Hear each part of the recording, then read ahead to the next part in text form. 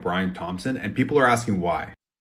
Luigi Mangione confessed to taking out Brian Thompson, and people are asking why. To find the reason, the most important thing to know is who this guy is. Brian Thompson became the CEO of United Healthcare in 2021. This is the largest health insurer in the US, with about $300 billion in annual revenue and 400,000 employees. Now, the health insurance industry in the US is generally controversial, but United Healthcare had a serious scandal of their own. They were using an AI system called NH Predict to process healthcare claims. The system helped them process more claims faster and for less money. But the system was apparently wrong 90% of the time. So people were denied healthcare claims en masse, lowering United Healthcare's cost even further. And what was the impact from the 2019 launch of the system? Do y'all see that right there?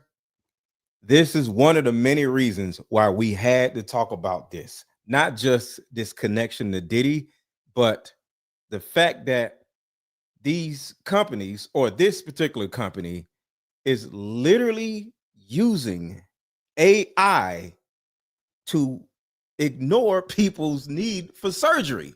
But everybody hit the like button. Everybody hit the like button. Let's get to it. I got the Maverick approach coming up in a second.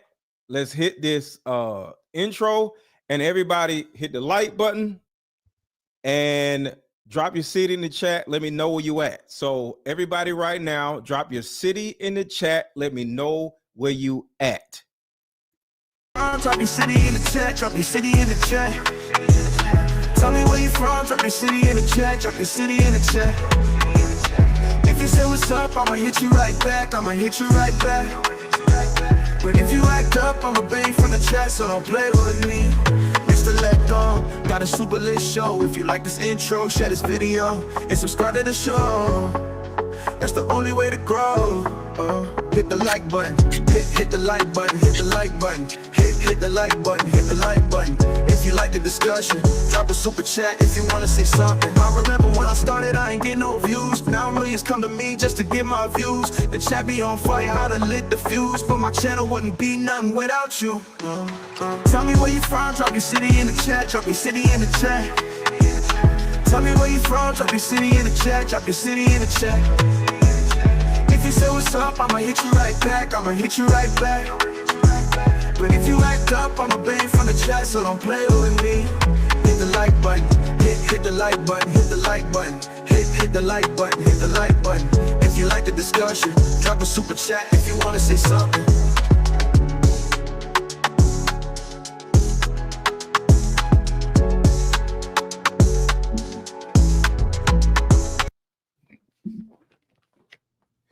All right, y'all. We are here to talk about Diddy and Luigi Mangione and the weird, crazy things that we've both uncovered in the last, 2 weeks? So I'm here with my guy, Maverick Approach. Introduce yourself real quick. What up? What up? Maverick Approach here. Thank you for having me. This is the second time, right? I've been on your channel. Yeah. So I appreciate it. It's always a pleasure chopping it up with you. And I touch everything on finance, truth, tech, and everything in between. Of course, you know, we're the new media now. So that's what I like to call ourselves. Yes. We are the new media, and we're setting up this year to actually put ourselves in a position where everything you need is going to come from us, whether it's us two or just the new media, which is YouTube. YouTube is on everybody's televisions now, and we are about to be the next news. Like, we ain't got to worry about the news being right wing or left wing. It's going to be our wing. Right, exactly. We need to be legacy media is done, man. Nobody wants to buy CNN. They're up for sale. Time magazine, they're up for sale. So nobody wants to buy them. You know, MSNBC, all these guys, like their views are down. I think I believe over 50% since the election. Because nobody cares about them no more. All right, so this is how we're going to get started. Well, what do you want to start with? Because I got a lot. What do you want to start with? I mean, we can start with a lot. I mean, the current events that just happened on New Year's, everybody's been talking about that. And I think, and that's what I want to go over real quick. all this stuff is actually, I think, is connected maybe to Luigi. Okay. So I think that all these, at first they were isolated incidences, but now we know that the two guys hit Vegas and New Orleans, Mm-hmm. seemed like to be working together. They Mhm. were stationed at Fort Bragg together and everything else. Now, this seems like an attack on the system because if you remember Uh-huh. Luigi, he actually, he took out the CEO of United Healthcare, Yep. and that's the first domino to fall. And then we have all these other, attacks happen. So, Mm-hmm. and yeah. So we can start with that if you want. All right. So let me play this particular video, and this is going to give everybody an understanding of how all of these pieces may actually be all from the same board game. All right, let's get to it. To sacrifice a human being for a savings, no matter how that savings occurs. And everybody hit the like button. Everybody hit the like button. Everybody hit the freaking like button. I just made a breakthrough realization on the Luigi Mangione case, and I need you guys to stick with me. Right now, everybody is speculating that Luigi is essentially playing the game of Monopoly. In the manifesto that they found, he talks about corporate America and how capitalism is like the worst thing for the country, refers to the capitalists as the parasites. And there was another creator in here who was talking about how in the bag that they found on his fake ID, the address and the number on the address was where and when Monopoly was founded. So this is clearly a well thought out plan. My theory is that this is just the beginning of the game. And I'm saying that because very clearly he wanted this to be a puzzle. I think that there are going to be 8 different occurrences, all matching up with a Monopoly piece, which would be the players if you're playing the game. Do I think that all of them are going to be an unaliving like this one was? I don't think so. But I think all of them are going to be statements and like political statements. When Luigi was found, like I said, they found Monopoly money in his bag. I think he's the money bag. One, he himself came from a wealthy family, which if I had to guess is how he grew to dislike money and capitalism. He probably saw what it did to other people, what it did to his family. Regardless, I'm not going to speculate on like that part of his life. But the backpack with the money in it is the money bag. This sack of Monopoly money was what he was found with. But what else was found in his bag? A Tommy Hilfiger jacket. Tommy Hilfiger is one of the leading fashion brands in the country. And if you happen to remember this scandal, Tommy Hilfiger was a guest on Oprah Winfrey's show. And he had been accused of being racist and being elitist. So Oprah asked him if that was true. He responded, "If I had known that African Americans, Hispanics, and Asians would buy my clothes, I would not have made them so nice. I wish those people would not buy my clothes. They were made for upper class whites." So very obviously, that fits into this whole board game puzzle piece, whatever it is. I'm thinking the next part of this is going to be either the thimble or the hat. One of the two. Well, I think the next piece is the Cybertruck, which is the car on the Monopoly board. It could be. It could be. And what people don't realize with Monopoly, you can't play by yourself, right? So Monopoly, you have to have multiple players in order for the game to actually work. So yeah. Another thing too with Monopoly, he left the money, that Monopoly money, in the bag, and he was a very smart guy. He actually had an IQ of 130, and he was top of his class and everything else. So if you look into his background, he was in tech. He so had money. He knew what he was doing. All right. So he left the money in the bag for a reason, but also he left the Monopoly money in the bag because he was showing that United Healthcare has a monopoly on the healthcare industry. So that's another thing as well to show a lot of symbolism with that. Say, hey, these guys run the game. The 286 code that he was alluding to, like Monopoly has 286 pieces in total. It also the denial code that healthcare uses to deny you is 286. So all these different things that he was showing people with these codes, he was definitely, trying to show people like connections between that. Yeah. So the pieces of the Monopoly board, and I don't know if there's any significance because but we're just gonna share the 8 pieces and go from there. There's a battleship, there's a race car, there's a top hat, there's a boot, there's a thimble, there's an iron, for an ironing board, a cannon, and a lantern. So if all of this was connected, if all of this was connected, the Cybertruck would either be the race car or the lantern because it blew up. Could be. It could be. What do you think the New Orleans then? Like, what do you think that is? That could actually be. So the thing about it is, I don't necessarily know what he is. So what would he be? Like himself. Out of these Luigi? 8 pieces. Yeah, Luigi. What would he be? Like You said there was a money bag piece? Let's see. I thought it was, but it's a battleship, race car, top hat, boot, thimble, iron, cannon, lantern.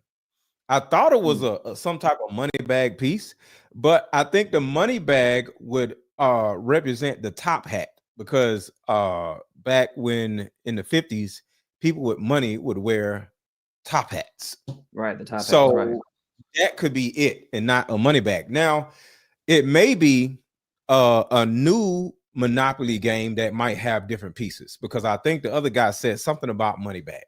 Hold on, let me see real quick. Yeah. Let me see because I think he has the pieces behind him. Let's look at the pieces. Not buy my clothes. They were made for upper class whites. So very obviously, So there's something like a money bag behind him. If you look behind him, so they're made right here. So in this Monopoly board, so I might be looking at the wrong ones. I don't know. There's a dog, a hat, a car, a money bag, a penguin or some shit.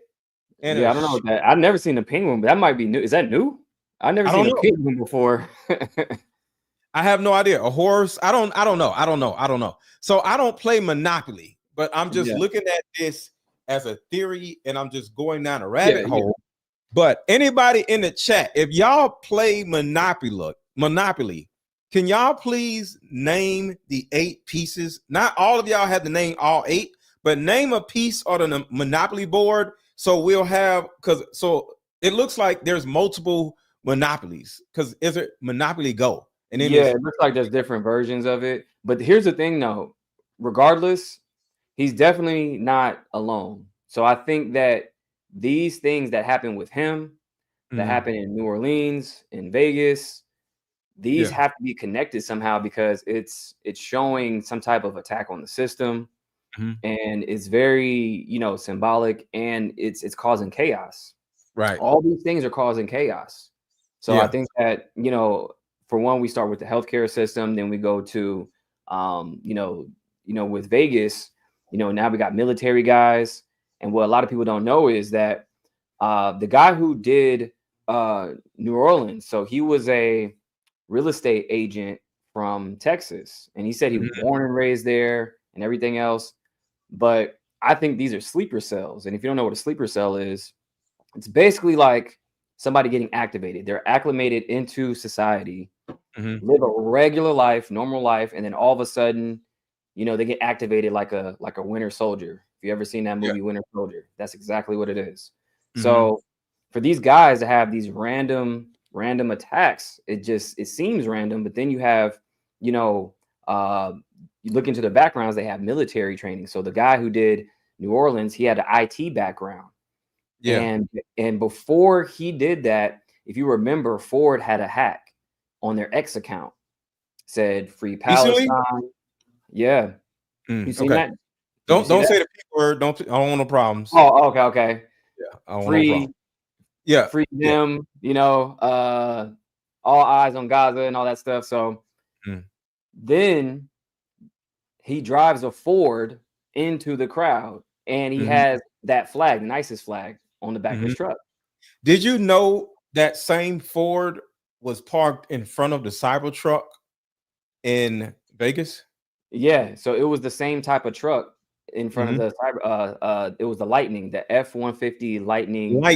Yeah. So that was the same type of truck there. So that again, catching those clues, it's like, okay, this has to be a lot of symbolism, a lot of setting up and they both rented the cars on Turo. Mm-hmm. So that's pretty odd. And if you look into Turo as well, who owns Turo? This company called I think it's called I think it's either L or I. I think it's IAC Inc. That's what it is. IAC Inc. They own 31% of Turo, and who sits on the board is Chelsea Clinton. So you already know how the Clintons get down. So I don't know. That's just another thing. That's just another piece on the board that you can look at. I'm not saying they're involved, but that's something to look into too. Okay. All right. So Magnum ICU says, is a cannon wheel? I never seen no cannon wheel. Okay, the cannon with the wheel, not the cannon wheel. Okay, the cannon, the horse, the hat, the boot, the iron, the thumb, the battleship, and it's like a wheelbarrow or something. Like, well, is it I don't know. Battleship. The big one got to be new, and the cat got to be new too. So Patricia says battleship, iron, shoe, Scotty dog, race car. I don't know. Apparently, it's a bunch of them. Callie Breezy says battleship, race car, top hat, boot, thimble, iron, cannon, lantern.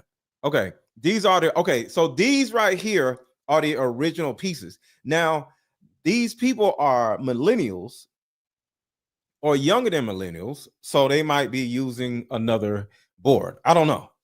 So true. But what I think is, though, which this is coming to me right now, the battleship could represent military, and both of those guys were military. You got a point. That could be one thing. We don't know. Yeah. Okay. That's a thought. So how does all this fit into Diddy?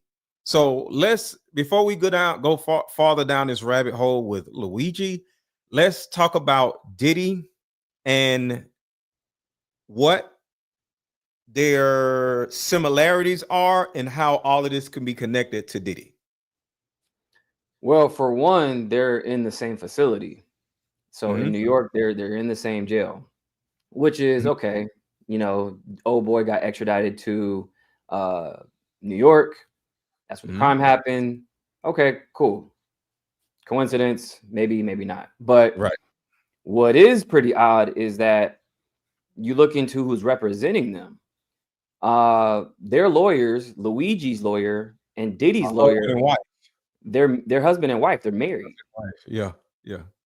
So that's pretty weird because like now you have these people who are I guess it wouldn't be illegal because one case has nothing to do with the other, but that's a lot of information to where in one bedroom to where, if they are, I wouldn't say, they have any information on each other, but I just find it pretty odd. And these people are in the same jail and they have a married couple representing them. Yeah. So, and then I know the woman has never lost a case. I don't know about the husband. I know the wife never lost a case, according to my research. So the wife is representing Luigi, correct? Yes, the wife is representing Luigi, and she has, according to everything I've seen, she's never lost a case, which is nuts. Gotcha. And that's possibly the reason why he's walking around smiling. Now, why do you think they walked him out with the mayor in the back and all this other stupid stuff? Like, why do you think they walked him out like he was the Joker or something? That shit was like that shit was a Batman, like that looked like Batman Begins, straight up Batman villain type shit. Yeah. Like they were going way over the top. Yeah. And they were making a spectacle. They wanted, I think they did it for the clicks, and they also wanted to show that they weren't playing games. But playing games for what? Like, like I think they all get caught. What games are they playing? He's playing games. Literally. He sat in a McDonald's and waited for them. Like, so they didn't catch him. So what games? What is this? Oh, we ain't playing games. Which y'all beat him up? He was walking down the street bloody, then I'd be like, oh. But what are they? What precedents are they setting if he allowed them to catch him? They didn't do that. which he did. He set it all up. I mean, the thing is, he already got away and everything else. Who would just go sit in a McDonald's and just wait with the weapon on him, with the fake ID and everything else, all the evidence, and just sit there and wait after And he committed the crime? 286 miles away from the actual place. 286. Correct. So he And sat the there- highway, I forgot to mention this, the highway that he escaped on is Route 286. Route 286. Yeah. So he wanted to get caught. So what are they showing? Yeah, They didn't do nothing. They were puffing their chests out. That I was could have all. caught. Yeah, exactly. And I think that they were just doing it for the clicks and doing it for the camera. Mhm. But they know what they were doing. You know, they were Yeah. showing. They were All definitely- right. So any other connections to Diddy or like it has to be something else, but we can get into that a little later. But Yeah. hold on. Shout out to Gianna. Shout out to Gianna. Hey, Maverick and Aaron. Great show. What's going on? Thank you for the super chat. So let's have a quick commercial and then we'll come right back and we'll look into these videos because we just got started. So everybody hit the like button, hit the like button, hit the like button. We meet up at a coffee shop and play this fun dating card game. We'll have fun and see if we're compatible all at the same time. Ooh, what's the name of the game? It's called Deeper Discussions. I'm down. Okay, meet you at 6. Fellas, buy this card game. Ladies, buy this card game. Buy about 2 or 3 card games. The main reason why people can't stay together isn't because they don't like each other no more. It's actually because their present family issues come up or their past family issues come up. But when you play Deeper Discussions, you'll be able to understand a person's family issues up front. This game can be played with either 2 people or an entire group. So have fun. Question number 1. Name a time when money was the main factor why a relationship went bad. Deeper Discussions Dating Edition. Again, these cards are good for vetting a potential boyfriend, Candidate. a potential girlfriend, a potential husband, a potential wife. The texture of these cards are so soft and silky, by the way. Like They ain't gonna get really wore out. after durable. A dating card game for introverts who have a hard time asking the much needed compatibility questions. Deeper Discussions, the card game. And something I want to bring up real quick. Something I said in a video I did on Instagram today. Is there a possibility that this is or could be the first time that the CEOs and the investors or the people on the board, pun intended, finally got a chance to be seen like they see us? Oh yeah, for sure. And You know what's do you funny? understand what I'm saying? Because Yeah. here's the thing. Whenever either AI, because I got a video talking about how they're utilizing an AI that is pushing the buttons and refusing refusing people's claims for them, but there's a possibility that they've been pushing buttons or clicking boxes that disapproves people's claims and people are dying because they can't afford their surgeries or different ailments or whatever. A kid might lose their life because their claim has been refused or whatever. Right. And they've all just been numbers, so somebody hits you with a claim and you just say, reject it. You don't know what happens to that person and they don't care, right? So finally, they are humanizing themselves because on the news, they're like, Brian Thompson, he was a father of 2. Like we give a shit, right? And Yeah. I'm not for or against this. I'm just speaking on it. I don't want anybody to lose their lives, but do I care about him losing his life? No, because I don't care about somebody else that lost their life yesterday. I don't know these goddamn people. So it's not that I'm mad or I want somebody to pass away, but people die every day, B. You feel me? So Yeah. somebody just died 5 minutes ago. We don't know them. You know what I'm saying? So why should I care about the CEO with his 2 kids dying in? So I don't care, just like they don't care. So for the first time, possibly, they are starting to feel empathy for somebody that died. Because they usually don't feel empathy for somebody that dies.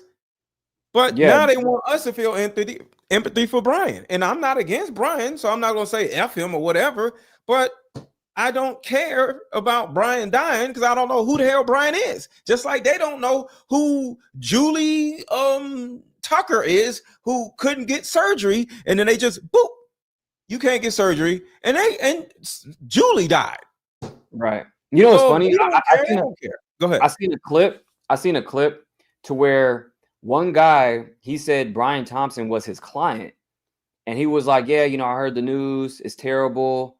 I don't condone it, but I get it. I was like, damn, that's very telling. And this is his client saying it. Yeah.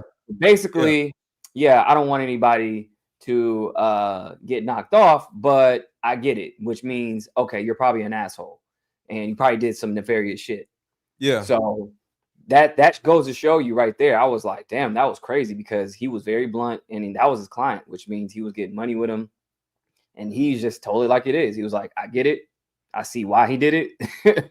So that means that man has probably caused a lot of pain, a lot of suffering from just denials. And that's the thing. He's not, you know, the button pusher himself, but he probably made a lot of executive calls to where it's like, hey, this is the new protocol and whatnot, and carried out a lot of stuff to where people did, you know, lose their lives because they couldn't get coverage. And that's the thing. Like, again, going back to Monopoly, you're just a number or a piece on the board. It's a game to them. Yeah. So that's what another thing that he was showing. So that was crazy when he said that. I was like, damn, he just didn't give a shit. He was just like, yeah, I get it. And that's the bottom line, y'all. Like, so, like, you know, it's not a time for empathy every damn day. You know, I know women are like, oh my God, this happens. Like, shut up. You know what I'm saying? People die every day. And we have to a certain degree, start thinking like them. You know, because if they're going to have a mode of operation as a savage numbers thing, where it's like these people died and these people survived because of our button pushing, we got to look at life the same way, you know, and we got to say, fuck them damn people. And not saying that we are causing somebody to pass away, but they are causing people to pass away. Yeah, then it's time to shake shit up. That's what it is. It's time to shake shit up, because here's the thing, and you gotta really you gotta zoom out. So when they're feeding you this poisonous food, this bullshit food every day, who goes to jail? Oh, nobody. Okay, but if you do something to somebody, then you go to jail. If you kill somebody, okay, well, now it's time to do a life sentence. But when they do it, oh, it's okay. Same thing with, you know, the Food and Drug Administration. So they have all this, you know, poisonous, keep you on a string medication after they fed you the poisonous food, and then they keep you just enough alive in a horrible state to keep paying. Yes. So why should we have empathy at all? This is a game to them, right? So this is a shock to the system that I think we need. So it's time to shake shit up. And that's my thing. That is my thing. We, especially as Black people in particular, because I know white people watch our shows also, but Black people in particular. What's up, Melissa? We spend too much time and energy running around empathizing for other people, right? And the thing about it is, it's never going to be reciprocated. And, you know, you can have empathy as you know, whenever you want to, and there's nothing wrong with it, but empathy slows us down. And I'll say it again. Empathy slows us down. I want you to think about this for a second. Say a deer and a baby deer is running away from a lion, and there's a pride of lions. Say it's like 3 lions running after these deer, right? And all of a sudden, you know, the lion, one of the lions catches the baby deer, right? Do you think the mother deer has time to empathize or sympathize for the baby lion? I mean, for the baby deer, while Nah, they two can get the more fuck out of lions there. are now going after her? Nah, you gotta get the fuck out of there. Like, Right. So it's that's like, what I'm damn, saying. I see it. It's Yeah. bad, but I gotta save my life. I gotta get my ass out of Yeah. here. So while you running, you ain't got time to be like, no, you gotta go. Just You gotta anybody get got time out of for all that there. shit. Right. So Exactly. empathy slows us down as a community. If somebody dies, okay, oh well, we can't sit around crying to grandma, yeah, your dog, yeah, but random ass people on Instagram or whatever, or some movie star, yo, we got shit to do. We can't be sitting around crying over every goddamn time somebody dies because Yeah. empathy slows us down. Yeah. And that's the thing. People pick and choose what they want to be mad about or sad about. Mhm. It's fake rage and everything else. Because I got a DM from somebody, a personal friend, last Mhm. year, and they told me, hey, my friend just lost their son to a stray bullet, right? And she posted everywhere and she, sent it out to a bunch of celebrities, nothing, right? So she was like, hey, you have influence. See what you can do because the kid doesn't have a headstone and we need to raise money for the headstone. So I'm Fuck his like, headstone. you said what? Fuck his headstone. What the fuck? The child Like with the a headstone. tombstone, Dead. yeah, for the grave. So Buy a headstone when you can buy a headstone. yeah, but they didn't have any money. So they were like, hey, can you use your influence to raise, because all these other celebrities that we reached out to, they ain't saying nothing. I'm like, all right, cool. I can do it. I did a video on it. We raised $10,000 for, the kid's headstone. But where was all the celebrities? Where was all these other people? She was posting everywhere. So we can't be mad about that, but we mad about some random ass dude who gets knocked off, who was denying a bunch of people anyway with their health care. Give a shit about him. What about this kid? But that's what I'm saying. You pick and choose. We can't give a shit about the kid either. It's not our kid. It's her kid. Let her deal with that shit. And fuck a headstone. We got shit to do. Like, I'm sure the woman has shit to do. So even though that is a good thing, and our kids need whatever it is they need, but if they're no longer here, it's nothing wrong with buying a headstone. But if you can't afford something, we have to strategize on why we can't afford the thing instead of trying to get somebody to pay for something, and you still can't afford nothing after you get people to pay for something because the money went over there, but you still like, okay, just as an example, this example, and I'm not saying anything insensitive about the woman and her child, right? But like I said, we in 2025, empathy is slowing us down. So if you were to find out that she gets the $10,000 to pay for the headstone, right? And she's like, oh my God, I'm so happy I could do this for my son. I don't know what I'm gonna do, but I'm happy for my son. And you ask her, what do you mean? Well, I can't pay my rent and I'm about to be put out. Would you suggest for her to buy the headstone, or would you suggest for her to do something else with the money where she won't be homeless with her other kid? I mean, to be honest, I mean, that's irrelevant to me, because I think when it comes to people actually, caring about, oh, this celebrity, this or this, that, it's like these people have influence for no reason, but we can't pick and choose who and what we want to be mad at. So it's like we have to be fair across the board. So it's like, regardless of what she does with the money, like if I have a voice and these people worship and look up to, like, fuck these celebrities. That's what I'm saying. I'm like, yo, like, these people don't do shit for you, and you look up to them, you go to their concerts, you pay $500, $700 for a Beyonce concert and all this other shit. But it's like, at the end of the day, some kid lost their life, but nobody cares. So we can't pick and choose. Why should somebody care? Like, I can give a fuck about a Beyonce concert or whatever thing else, but it's like, why are we praising these other people who are supposed to be, looked up to and be idols, when they don't do shit, when shit like this happens every day. So Here's it's the like, reason. Well, here's the reason, and this is very important. One, they're broke. They're just famous. that's true. They're broke. That They're is true. just famous. And when I say broke, they're not us broke. They're them broke. So let me give you an example. If you become extremely famous, cameras and paparazzi and all this, people just all in your face asking you shit. People want to touch your hair, all kinds of bullshit. They want to, you got kids and shit. So you have to go move somewhere where you're gated away from everybody else. You have to shop at a mall that is more expensive than other people. So common folk won't be bothering you every goddamn day, so you can live your life. Like rich people do not send people to go do stuff. They go do stuff on their own, but they go do stuff in their own neighborhoods, and they all are around each other. Does that make sense? Mm-hmm. So when you become famous, you become broke because you got to go buy a $7 million house, and then now you got a $20,000 a month mortgage, and your grass costs $2,000 a month to manicure it. You get what I'm saying?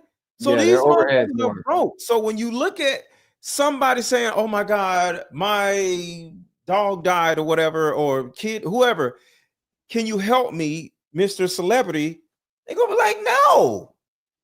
And then at the same time, F your kid. I'm sorry, that celebrity got their own issues. Just like we talking about Diddy, right? Mm-hmm. Look at all the shit that these people are going through that were around Diddy, other celebrities. The things that they either had to do or didn't want to do, but were forced to do. Women are getting R-worded, men are getting R-worded, and they're giving up so much in order to get an opportunity that is, higher than other people. And now that they got an opportunity, now they got some money, just like what Diddy, well, he didn't say it, but there's an optic about Diddy where he's just like, yo, if I had to suck a dick, you got to suck a dick. You're not going to get this for free. You know how much mess I had to do with Clive Davis when I was young? He did this, he did that. You got to do it too. So the thing about it is these stars either had to suck a whole bunch of dicks, had to take a whole bunch of, I don't want to get too graphic, but they had to do a whole bunch of stuff. Some people will say that you have to sacrifice somebody in your family. So now your dog dies. I just want to say dog, so because I don't want to offend nobody, but now your dog got to die. And next thing you know, you get your money now. You think you're gonna give this shit away to some random ass man or woman because they dog died? They had to kill theirs. Fuck your dog. I mean, what they had to do to get there in the first place. I mean, that's what I'm saying. 9 times out of 10 is some nefarious shit that is it's so much suffrage that probably has to go on a normal basis. And then some woman that works at UPS is mad that, her husband died and ain't no insurance. Fuck your husband. Do you know what I had to do to get here? You ain't had to do nothing. I had to do this. I had to do that. I had to do this. Every time I go into this place, I had to do this.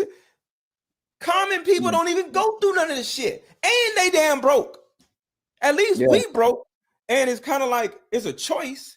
They ain't got no damn choice. They got to suck another dick. This common man or common person that work at UPS ain't got to suck no dicks. So when crazy. You look at it like that, fuck your kid, fuck your whoever. You got to figure that shit out. Ask your family, ask your own social media to help you. But stop calling me trying to get me to give you some goddamn money because you ain't had no suck no dick to get where I'm at. Fuck you. And that is what I'm saying. Empathy is slowing us down. Go ahead. No, I'm saying it's funny because when celebrities, when they do reach out, I mean, it's like, why are we supporting you? Because your tickets are $1,000, or it's just like when The Rock and Oprah, who are both billionaires, basically, I know Rock is damn near a billionaire. They're asking for donations. The fuck I'm gonna give a billionaire donation for? That makes no sense. Like, I agree. why are we going to help you for what? Like Mhm. that, it gets returned to sender 10 times when you guys are asking for help and handouts. The fuck Yeah. I'm giving you money for? But we got to look at it in two different ways. That is definite support. But buying their albums, watching their movies, that is not support. They put out some bullshit, we're not going to go watch it. Because if that was the case, yes, it would be support. So one thing we have to do is stop saying we're supporting these rich people or these movie stars or these rappers. No, they're putting out a product that we enjoy. We're not supporting nothing. We're just liking something. Like if it's a nice car, I want to buy it. I'm not supporting Lexus or BMW. They just got a nice looking ass car, and I want to feel good when I'm riding around the city. I'm not supporting them. I'm just buying their shit. But say this though: if Beyonce puts out an album tomorrow and nobody buys it, what do you think happens? Ain't nobody buying it. Nobody streams it. Nobody buys it. Nothing. Guess what? Her label's gonna drop her. She loses her clout. She starts to lose money because the label don't give a fuck about them. They just want to make sure you hit your numbers. And then after that, guess what? Oh, you're gonna get dropped. I don't care if you're Beyonce. Guess what? You're dropped now because you didn't sell one single album. So now that's where the power comes back to us. So that's why I say when you're supporting these celebrities and you're buying their products and everything else, it's really not in support of them, but it's more so in supporting the system. So that system needs to be restructured, come down, or we have to do something ourselves to where it's like, okay, we really have the power. It's like everybody has their money in the bank right now. Guess what? Everybody go to the bank tomorrow and pull your money out. Guess what happens? The whole system crumbles. It's a whole bank run. They don't have our money. Only 5% of money is in circulation is physical anyway. But looking at Beyonce and the bank, they're doing something for us. We're not supporting a bank. The bank we're is definitely supporting the bank because you know why? There's something that the bank is offering us, whatever it is supplying a need, and Beyonce is supplying a need. So yes, we won't buy her shit if she comes out with something that sucks. And here's another thing that that goes right along with this that I actually had to sit down and think about when it comes to Diddy. Diddy had the best writers, had the best producers, had the best engineers, had the best marketing, and they're on Bad Boy, right? Mm-hmm. They don't deserve no damn money. Diddy is providing you for every goddamn thing. You know what I'm saying? So the thing about it is when you are supporting an artist, you're not supporting the artist. They put together a gumbo of something that looks or sounds or feels good, right? Most of Diddy's music came from somebody else because they were always or almost always, what do you call it when you use somebody else's music? What, license, sample? Sample. They're all samples. So whenever he comes out with this amazing song, the Benjamins, whatever, we missing you. It came from another artist. So he's not making anything. So he has to pay the artist a whole bunch of money. He has to pay a producer a whole bunch of money. He has to pay the engineer a whole bunch of money. He has to pay Universal Music Group or whoever was behind him a whole bunch of, the kickback money. And then he got to get his money. The artist, if you just look at Bad Boy, Bad Boy just made the artist hot. Was just name somebody that was on Bad Boy. Was 112 really hot? No. Bad Boy was hot, and they just happen to know how to sing. Was who else? So you're basically saying that stars are created, not born. Yes, they're created. Like I love Whitney Houston is a natural born star, but most of these singers or rappers, if they weren't given all of this stuff, we wouldn't give a shit about them. Because and it goes back to the supporting. What are we really supporting? That's what I'm saying. We got to stop feeling sorry for these people, because at the end of the day, somebody says 112 was hot. No, Bad Boy 112 was hot. What happened to 112 without Bad Boy? You never heard from him again. None of these people, name one rapper, name one singer that was on Bad Boy that was still hot after Bad Boy. You can't name one. Faith Evans, trash without Bad Boy. Nobody. None of them. Timberland was not on Bad Boy, and Timberland was a producer. Yeah, Timberland was a different, He was a producer, and he was on Bad Boy. So name one singer, name one rapper that was on Bad Boy that was still hot when they left Bad Boy. Missy Elliott was not on Bad Boy. Missy Elliott was her own. Y'all gotta brush up on y'all music, like. Goddamn. Either. Okay, let's just do this. Chat. Name Bad Boy artists right now. Just name Bad Boy artists. Just randomly name them. 702, trash without Bad Boy. Any of these people, trash. So the thing about it is, these famous people that we look up to are trash and they're broke. It's the entities like Bad Boy. It's Mace is trash. Don't know who no goddamn Mace. Like if Mace came out with an album right now, nobody would buy the shit because it'd be trash. Because Mace without Bad Boy is garbage. Somebody there said was a Mace before Bad Boy, and he was trash. He was Murder Mace. I heard Murder Mace. He was trash. But go ahead. Somebody said Lil Kim. When she left, did she leave? I don't remember if she left. Trash.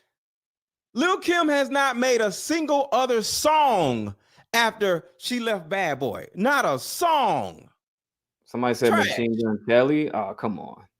All of them trash. Pure trash. Keisha Cole, trash. All of them trash. Bad Boy, I wouldn't make, if I got with Bad Boy, I wouldn't, because no Diddy, but if I got with Bad Boy, I would be fucking because all they got, bro, all you got to do is sing or rap somebody else's lyrics. Hey, I got this guy. He just wrote everything. Cardi B, trash. Somebody writes for Cardi B. That's why she ain't came out with an album in 8 years. Because she trash. So the people that y'all think y'all are supporting the machine. And you said this earlier. You're not supporting the artist. You're supporting the machine. The system. More right, so because they're just putting people out like a conveyor belt. These damn people are normal, broke ass people, just like the rest of us. They don't even have talent. They have the push. That's all I'm saying.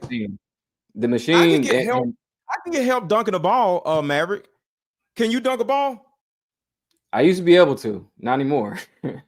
Right, but can you get help dunking the ball with a trampoline or something? Yeah, of course. And you'll look like with some help, right? Right. So if I jumped on a trampoline and I didn't break my neck, I'd be like Jordan. If I had the trampoline. But without the trampoline, I'm trash. That's all I'm saying. So when it comes to these famous people, they're broke and they're trash. They're just like us. So once we get to that point where we understand that, we'll stop idolizing these trash, broke ass people. And that's all I'm saying.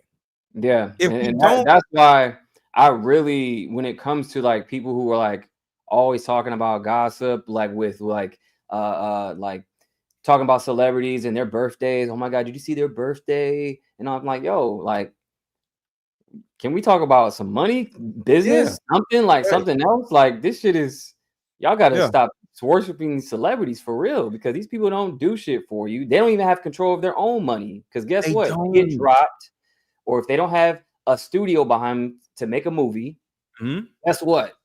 Yeah, they sitting next to you. Yeah, that's all I'm saying. So look in the chat.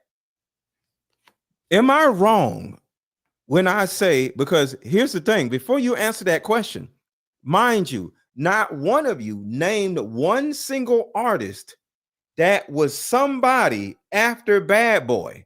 And there was at least 20 different artists that was on Bad Boy in the last 20 years that we could just think of. You can't name somebody, because the thing about it is, if these people were so good, they wouldn't be on Bad Boy. They would be individual artists. Now, I do say one thing. I would say the one person who could have left Bad Boy and still been big, like the biggest ever, was Biggie. No, Biggie was trash. Biggie was not trash. Biggie was not trash. He wasn't trash. He wasn't trash. That's why I think allegedly that's why he got knocked off, because he was gonna leave. That's what I think. No, it was going to be Biggie and Tupac, and them together with a certain amount of backing, because they, they accumulated friends, most likely. So the thing about it is, Biggie by himself would have been trash. Biggie and Tupac would have been something different. That would have been dope. But Biggie and Tupac would have been trash, because they would not have had the production. They would not have had the resources. They both, you gotta understand, they both died broke. Am I right? Yeah. So that means they would not have had the money to, or the money to put together the production, the engineering, the studio time, and the music videos. The music videos was crazy back then. You know how many people was in them videos? It'd be like 800 people in the goddamn video. Right. The scene, the club scene, like you got to pay for all that shit, bro. So no, they would have been trash, because they would not have been able to do nothing with, because it's one thing about, the thing about music is there's a harmonious thing about it. There's this and there's it. But just a rapper rapping on a mic without the production, without the engineering, without the music video. Yeah, I think that if they had control of their estates, and that's the thing, like when you're signed to a label, it makes it harder, especially back in the 90s. It was harder to maneuver. Like now you could just push it out on, YouTube, Spotify, and now it's a different ball game. But like the talent level is trash now. I say there's more trash out more than ever than now. Like there's so many terrible artists right now, and we have all these tools. We have all this, like you can make a beat on your phone right now. Yeah, and we have all these tools, but like people aren't just creative enough now. And I think that back then there was a lot more raw talent, but being that they didn't have the resources, it limits how far they can go with their talent.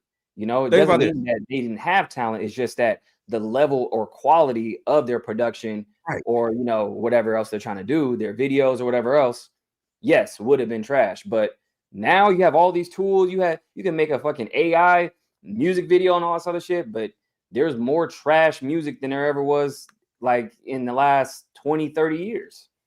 So I want you to think about this. Think about this. This right here. If you say what's up, I'ma hit you right back. I'ma hit you right back. With intro, share this video, and subscribe.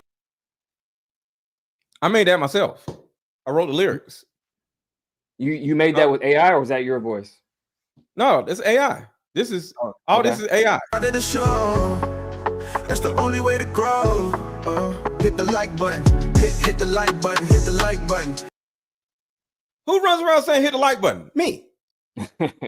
I say hit the like button. Hit the like button. So somebody was like, "Yo, you need to make a shirt that says hit the like button. Hit the like." So I made a song saying hit the like button. So the point is, I am trash. I don't know what the fuck I'm doing, but because of AI, I can make a hit song or something.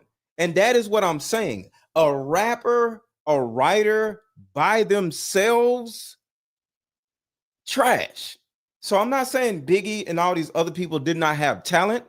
They had one talent.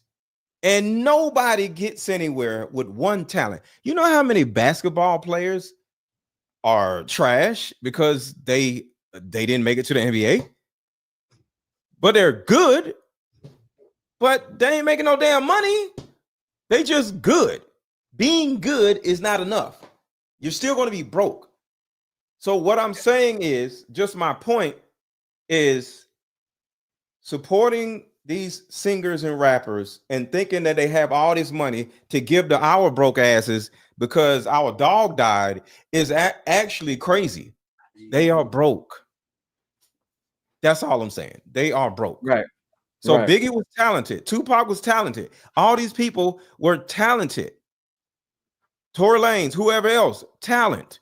But the thing about it is, you won't know who the hell these people are if it wasn't for the goddamn white people. And sadly, that's the problem that we have to figure out. I made that damn song by myself. No white people, no Jewish people, no nothing, just me and an AI board. You get what I'm saying? So, Right. like, Lil Baby just came out, right? And I listened to Lil Baby's album, and it was trash, as in trash, right? It just was the same old stupid Lil Baby bullshit. Yeah. But I seen under the video, it said Universal Music Group. So in my mind, even though I don't know enough about the business, I'm just like, why can't Lil Baby just put out an album on YouTube and get millions of views per album? I mean, per song. So because it's all these people are controlled. All these people propped up.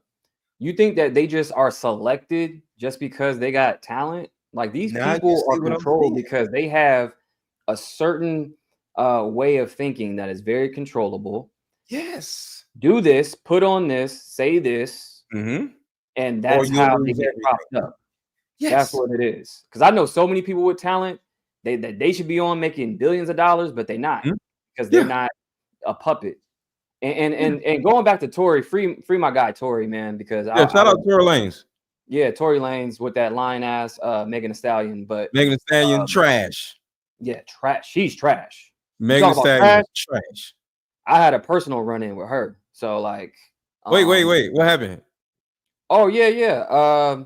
My interview is gonna come out on another channel, but I wouldn't mind having a personal run-in with Meg Thee Stallion. I just want to say that. So I'll take back what I said about Meg Thee Stallion, because if I got an opportunity to have a personal run-in with her, she's a great artist. Just I'm just joking, but she got a fat ass, so I want to at least keep my options open one day. So yeah, go ahead. I'm sorry.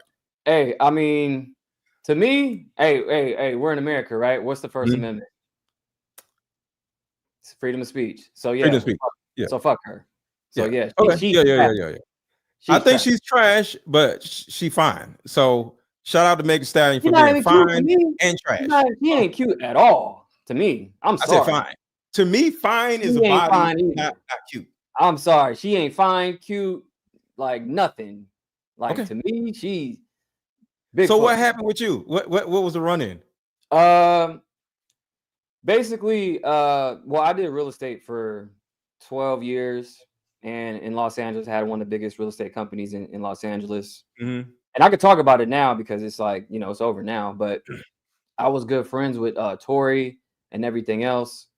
And this is all, meanwhile, all their stuff happened, not too long after.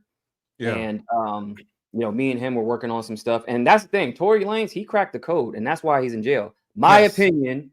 I'm not saying that's what it is. Yeah. So you say allegedly or everything else. My opinion, I think that's why he got put away, because he cracked the code. Because when he sold the album for $1, yeah, he made $1 million in a minute. He circumvented the entire record label system, and they're like, "Oh, can't have that." All right, well, let's put your ass away for 10 years. So I think that's what happened, and he showed me. He showed me, like, because he was using blockchain, and I'm heavy in blockchain.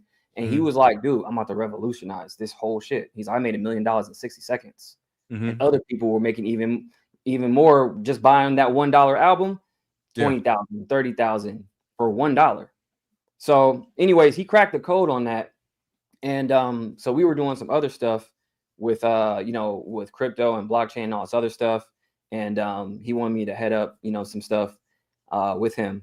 But at the same time, I was dealing with Megan, in which I didn't know at the time, because I did luxury rentals and whatnot, and I had like mansions and rentals and all this stuff.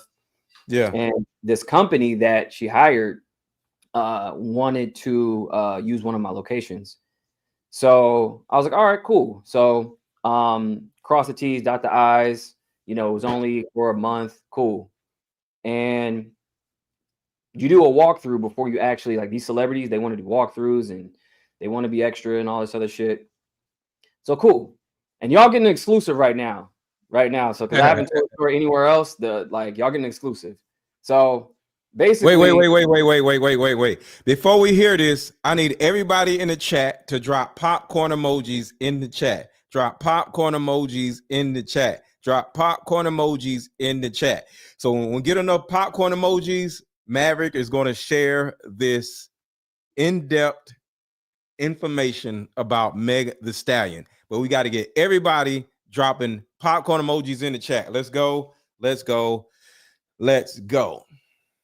Yeah, drop those popcorns because y'all getting exclusive right now. And while we wait for the popcorn emojis, quick commercial break, and we'll be right back. That will help every woman watching.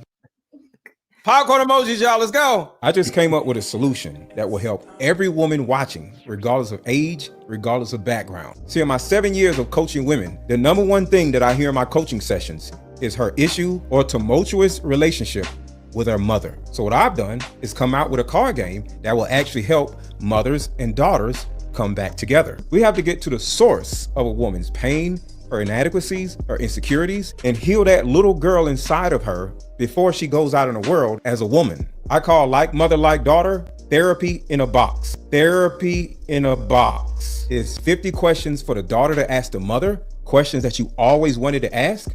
And it's also 50 questions for the mother to ask the daughter. But when you're able to ask the questions that you always wanted to ask to your mother without her getting upset, without her pulling rank on you, the lines of communication are now open. When women are finally able to forgive their mother, relationships outside of the household would then blossom. Because for most women, there's a hurt little girl inside of her that never had an opportunity to be seen or heard. But all that stops when you buy my new Like Mother, Like Daughter card game.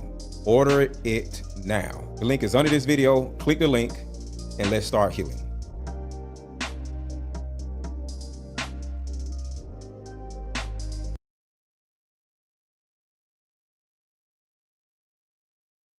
And I just want to say this before we get to Maverick. I'm not playing these card game commercials for no reason. Buy my freaking card game.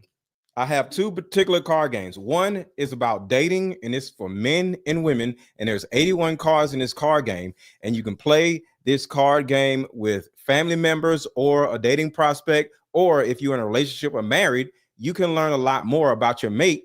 Because guess what? In most cases, we don't know a lot about the person that we're dating, our baby mama, baby daddy, or whatever. We don't know the people because guess what?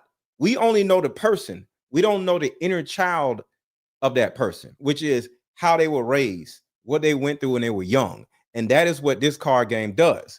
And then this particular card game is my mother-daughter card game. So if you're a mother or if you're a daughter of a mother that y'all never really had a good relationship with each other, you buy this card game and you go to your mom. And if your mom is stubborn, it's okay. All you got to do is be like, Mom, I got this great mother-daughter card game. You want to play? And she might be like, no, I don't want to play no card game. You know what? Just take it. Read the card. Read your deck, because I got a mother deck and I got a daughter deck. So I got a deck too.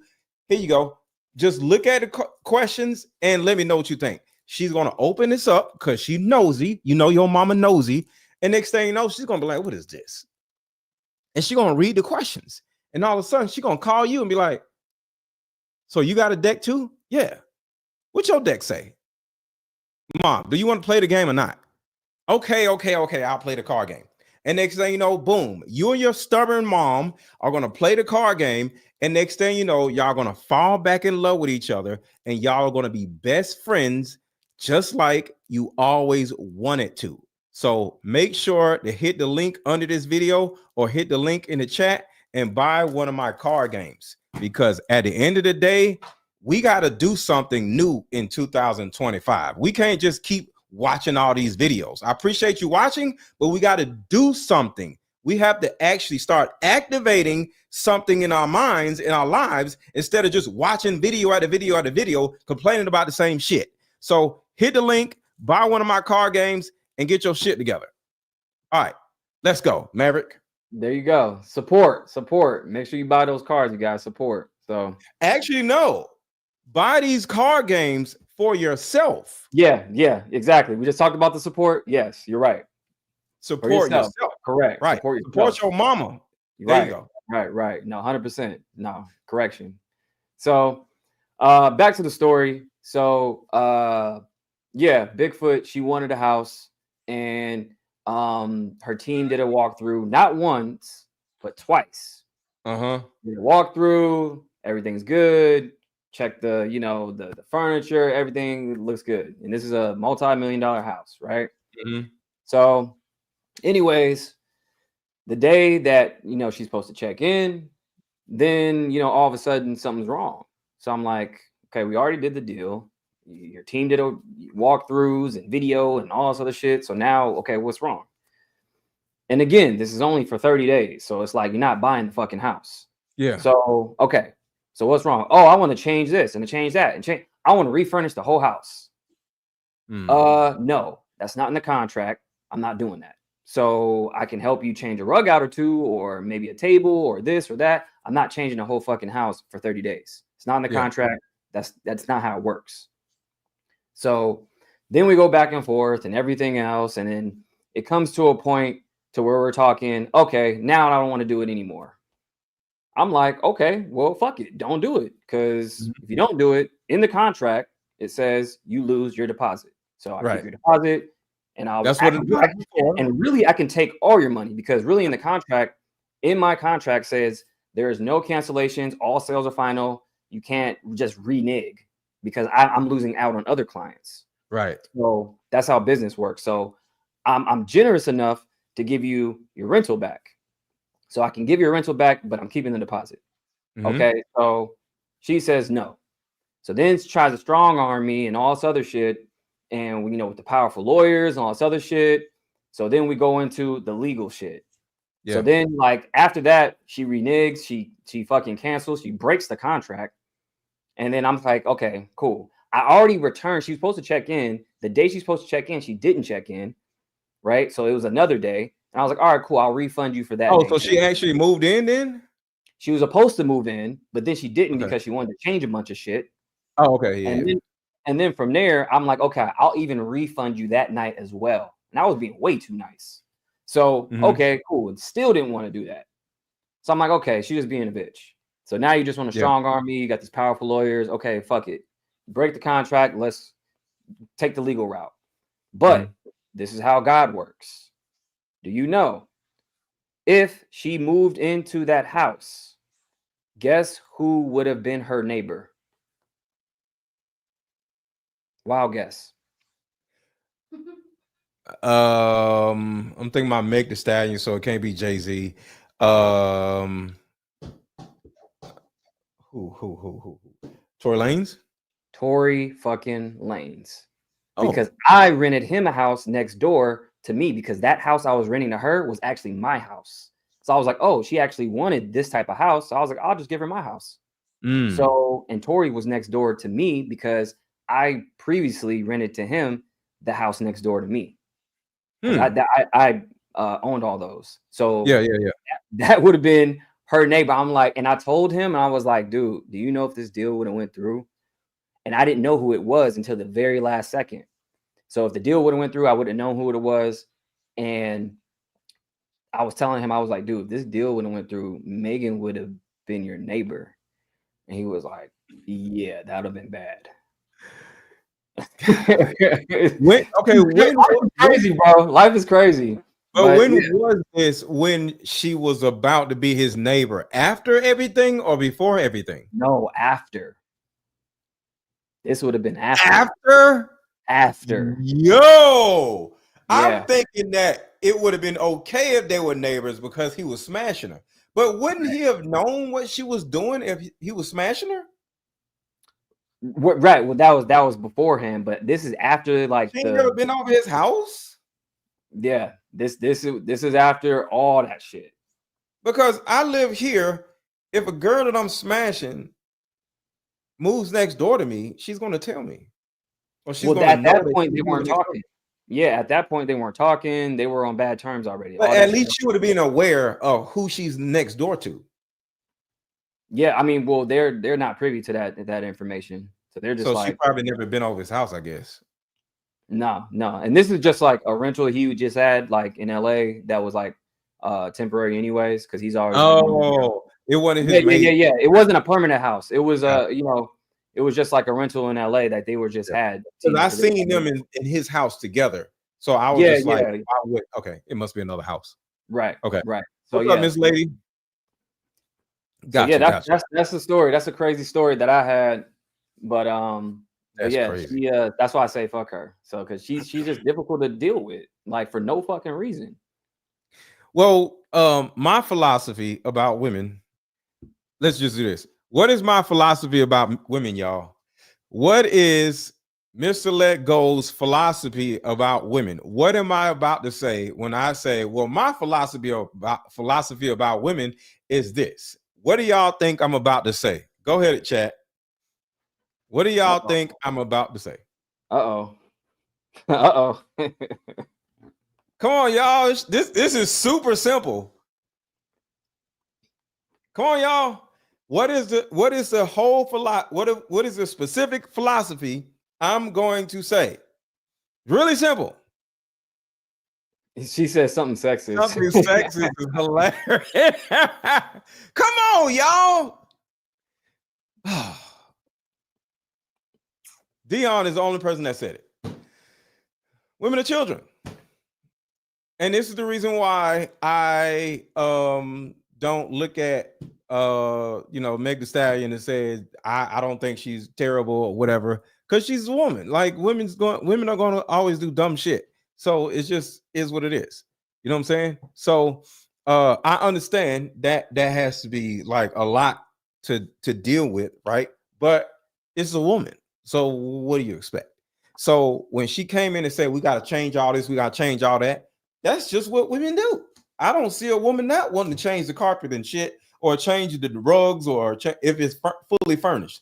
I can't imagine a woman walking into a fully furnished house, even if it's just for a month, saying this is perfect. Yeah, I mean, I don't see a normal woman saying that.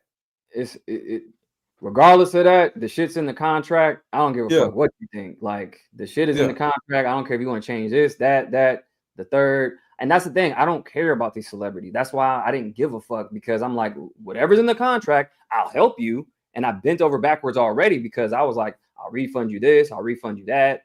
I'll, help you change this and this and that. But you want to do the entire house? That's tens of thousands of dollars. That's out of my pocket. That makes no fucking sense. I'm not doing it. Kanye West would have did the same thing. Like they're rappers. So it's not even just a woman thing, but they're rappers. Rappers like to do, and less F words. You could say it, but you're saying too many within an hour. I get flagged if you say it more than a certain amount of times per hour. Just keep that in mind. You can say it, but if it's too many, now it's going to flag my right. No, I got you. I got you. So the thing about it is, I get it, but I think she's trash as a rapper, but she's attractive. So if I was to meet her at a party, I'm gonna try to holler at her. You know what I'm saying? But at the end of the day, yeah, I think she's a trash rapper, and that's kind of like what I said about Biggie or Faith Evans. I don't think they're non-talented people. I think they're very talented. All I'm saying is, without the machine behind any of these people, they're trash. That's all I'm saying. You know what I'm saying? Because that's the reason why we're somewhat doing what we're doing. We're creating our own media, right? We're not going to have a daddy telling us what to do and giving us all this stuff, because we have, to a certain degree, put ourselves in a position to accumulate these things anyway. Like, we got the microphones, we have the production, we have whatever it is we need to do. We can put together an app. My guy Ace Metaphor, he has an app. Like, so we can do apps, we can do whatever we want to do. We got Patreon, all kinds of shit. So at the end of the day, people who actually have the balls to just get out there and do it on their own, they don't have the backing. And guess what? You have to judge us for exactly what we do and who we are without any sprinkles and frills, because ain't nobody backing us. And that's the thing that I'm saying. Like, without the we gotta have a mindset just as a community. We can't keep depending on the government. We can't keep depending on some entity to give us some damn money. We can't keep depending on a damn job. It don't make no damn sense. Like, I market all my products on my own. Ain't no entity backing me. I ain't got no job. You know what I'm saying? So the thing about it is, and you are too, we have to start looking at ourselves as self-sustaining entities instead of having some other entity get behind us and make us look like we're cool. No, it is our job to make ourselves look cool. And that is my overarching point about these rappers and singers are trash and they're broke, because without their daddies, they are trash. Yeah, that's a fact. That's a fact. Like, if you can't see the power within, then you have to restructure and reshape your mind, because when it comes to always looking outward, you're always trying to grab and always trying to, help me and do. Then you really don't believe in yourself, whatever you're trying to do in the first place. Yeah. You know, whether it be, I don't care if you're a janitor, like, be the best damn janitor you can be and know it. And don't be looking out for handouts or a major corporation to hire you. Figure it out. Start the business yourself.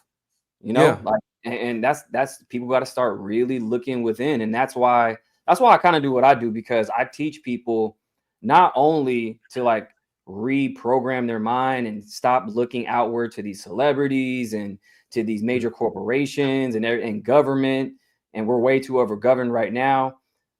Start looking within, because you guys really have more power than you think. Like, you're smarter than you think, you have more sense than you think. But when you're always looking outward, and you have all these media companies that's owned by the same entities anyway, telling you to be scared, telling you to be, you guys go do this, go do that, stand in line, and all this other bullshit. Make sure you have a 401k, which is a scam. Like, all this bullshit. It's like, you guys, me, especially now, me tools you have right now to be successful. Yeah. You have the YouTube University. We can learn anything. Why are we looking outward? Start putting a business plan together, talk to AI, build a marketing plan, and do this shit. Like, fuck these rules, fuck these, like, oh, my bad. I got a terrible mouth. My bad. I got a terrible. You can say it, but you gotta wait 30 minutes to say it. Okay, my bad. Yeah. But these, like, that, because I get passionate about this stuff, because it's like, yo, like, stop looking outward. Like, stop waiting for the government to be your daddy.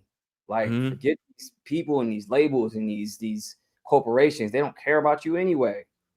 And that's what he's saying, and that's what I'm saying. Like, that start looking withinward. That's why he has his card game to support you, and it supports him at the same time. We got our own ecosystem. Right. That's it. So I don't see, if y'all want to send a Cash App is scrolling across the bottom of the screen, $AARON 1000. Y'all can buy me lunch. That'll be some support. So I'm not saying I don't want support, but we just have to know the difference between support and actually having a product. This right here is a product. This is you supporting yourself. You send a Cash App, that's you personally supporting me. I see your name and I'm like, yo, so-and-so really, show their support. But when you buy a card game, you're a consumer actually buying something because you want something out of it. See, in my mind, supporting is giving your resources out to somebody else simply because you like the person.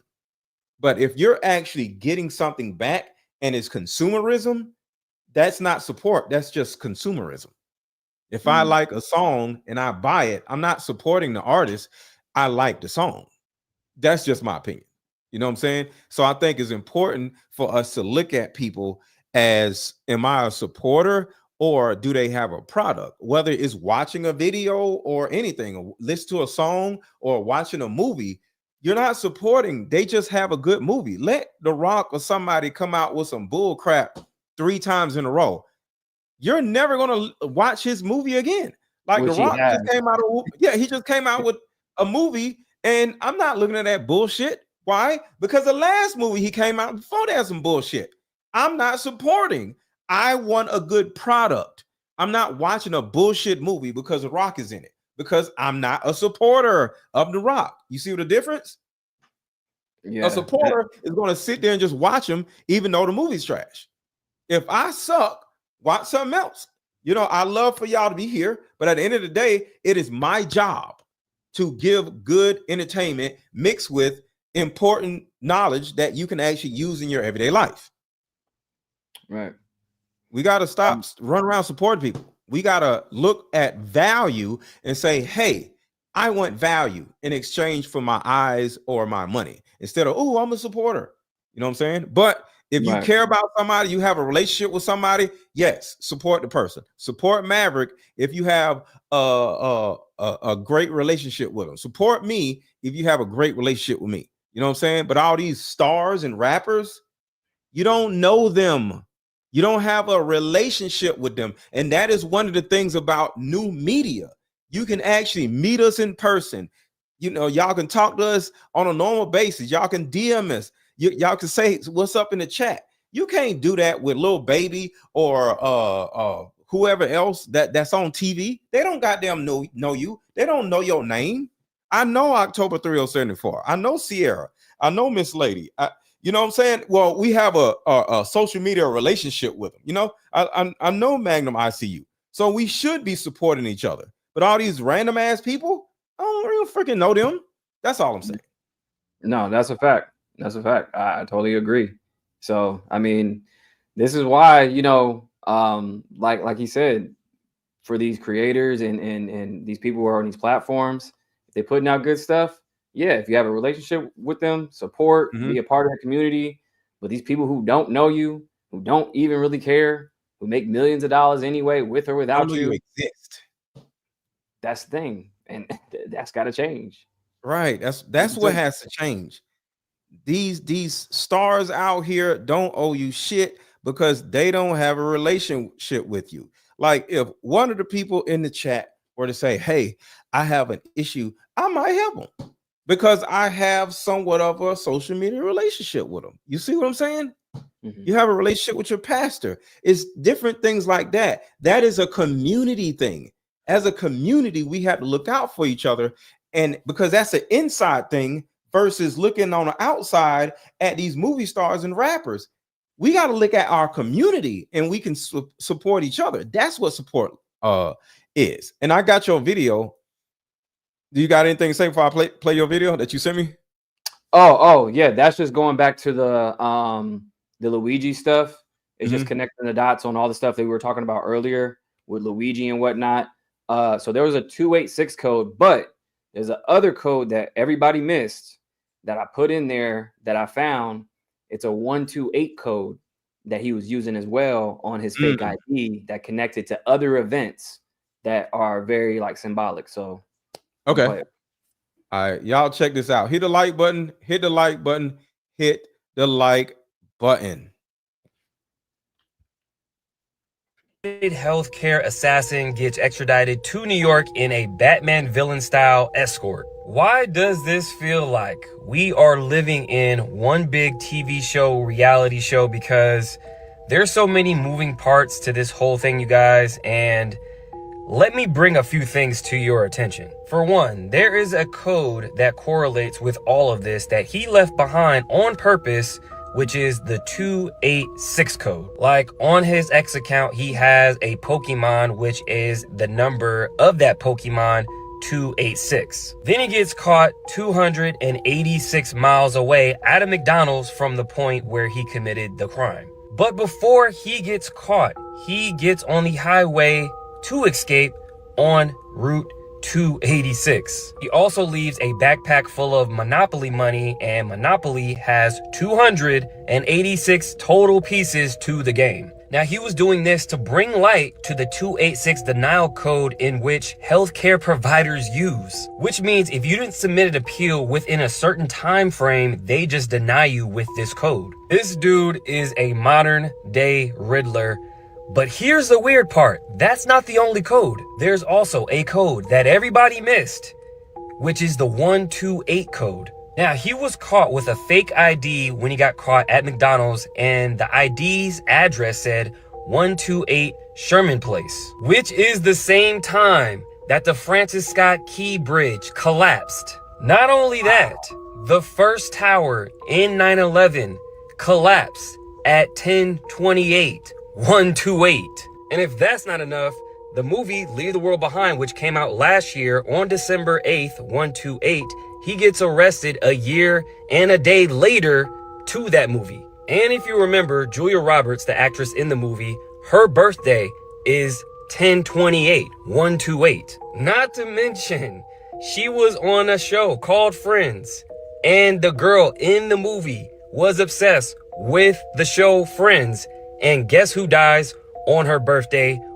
Oh, shit. 128, Matthew Perry. If you guys remember, that movie predicted everything that happened this year. And it doesn't stop there. So remember that short squeeze where it was the little guys versus the big guys, and it was Robin Hood with GameStop? Yeah, that happened on January 28th. Yo. He was a smart dude. I'm telling you, he was on it. 128, which is even more eerie with this picture right here where he looks like a modern day Robin Hood. So what I think Luigi is trying to tell us is that this whole system is about to collapse. Robin Hood is how you trade stock. Yes. What in the hell? Yeah. Robin Hood. Yep. That's the damn. Yeah. I don't know if y'all caught that part. Yeah, and that happened on January. You just said it. You didn't say it. Hold on, I got back that part up. The Robin Hood. Oh my God, you trade stocks on Robin Hood. Hold on, I got back that up. That shit was so hard. 228, which is even more eerie with this picture right here where he looks like a modern day Robin Hood. So what I think Luigi is trying to tell us is that this whole system is about to collapse. Everything that happened in the movie that he correlated with those codes correlates to the financial system, the healthcare system, and all the corruption that needs to be exposed. And a cherry on top, he's actually in the same jail as Diddy now. This is like Arkham Asylum in there. And I find it funny that we call Diddy the Diddler after the Riddler, who he's like the Riddler, of course. But get this, their lawyers, Luigi and Diddy, their lawyers are married. Okay, that's enough internet for the day, but let me know what you guys think below. So yeah, so the short squeeze that happened, if you guys remember back in 2021, GameStop with Robin Hood, that happened on January 28th, 128, which represents us versus them. Because if you remember, the short squeeze was against the big hedge funds and the VCs, and we were pumping the stock so they would lose money. Yeah. So it was the big guys versus the little guys. So that's representative of that too. And that was 128 as well. I got a question. What's going to happen on the 28th? Ooh, I don't know. That's another question too, because that is 128. And here's another thing that I didn't put in the video that actually I forgot. So how everything correlates with these like major events and whatnot. If you remember, Jay-Z, now, what day did he get hit with his lawsuit? I don't know. December 8th, 128. Come on now. So I don't know. So I think that this month, 12, 8. Oh my God. Yeah. So like, and some people were saying like the towers fell at 1028. In numerology, you take out the 0, obviously it's 128. So yeah, because 0, you could debate me on this. 0 is not a number. Even going to numerology, 0 is not a number. It's a symbol. It's a placeholder to start from 1. Placeholder is a yeah. So it's a symbol. To the slow people, 0 is a placeholder. If you type in your calculator 0.0008 or 0.008, you'll see that the 0 is simply a placeholder from tens, hundreds, thousands. You feel? Right. You see what I'm saying? It's a So marker. either positively or negatively, it is just a placeholder to pull you from tens to hundreds to Right. thousands to Right. 100,000. So it's not really a number; it's a placeholder. Yes, A placeholder. Thank you. And a lot of people were saying, well, 0 is a number. I'm like, no, it's a placeholder. If you have 0 apples, how many apples can you feed me? In your 0. basket? 0. So how the Right. fuck am I going to eat an apple? Oh, I'm sorry. Right. But yeah, like it's not a like if you have $0 in your account, how many TVs can you buy today? None. 0. You can't buy anything. So Right. So if you got it's not a number. $10, the Yeah, placeholder it's a placeholder is for the 0 other digits. for the other So digit. Yeah. so this is why numerology is very important. So like when you look at the 128 code and everything else, but yeah, so like all that stuff, he kind of left like breadcrumbs and whatnot. So if you look at that, like dude was smart. He was real smart. So But I'm gonna ask you a better question. What do you think is going to happen on the 28th of this month? one or two things. We're gonna get some type of pandemic. Bird flu? Or it could be that that BS Because they're bird flu. preparing for it now out in LA. Yeah, that's BS. I'm not doing. All of it. Do what you want. Do what you want. I ain't putting no mask on. Like I'm not complying. I can tell you that now. Like it's not happening. So the like, bird flu is if a bird shits on you, you just automatically just gonna fall out. So that's what the bird flu is. yeah, basically. So if you see No, birds, the bird flu is old. Hey, Huh? no, get this though. Get this. So you know what's crazy? They already have a vaccine ready for the bird flu already because the bird flu isn't new. They've been doing this. Like if you look well, the back bird in, flu doesn't exist. They have a yeah, it vaccine. doesn't exist. Yeah, They're just making up shit. Yeah, exactly. Like, which is my point. But the bird flu is what they're saying is, oh, like they've been. If you look on Time magazine, like back in 04, they put that on there. Oh, every year is something. Every year they like, oh, H1N1 and bird flu and this and that. It's like, okay, hold on, how many times are we gonna run this playbook? But they're already pushing a vaccine. So this lady, Leanna Wynn, is she's pushing, hey, we need the vaccine for the bird flu already. We need to administer this already so we can get ahead of it. But if you look into her background, she used to be the president of Planned Parenthood. Now, if you know about anything about Planned Parenthood, they abort 400,000 souls per year. Yeah. And they make $1 million a day doing it.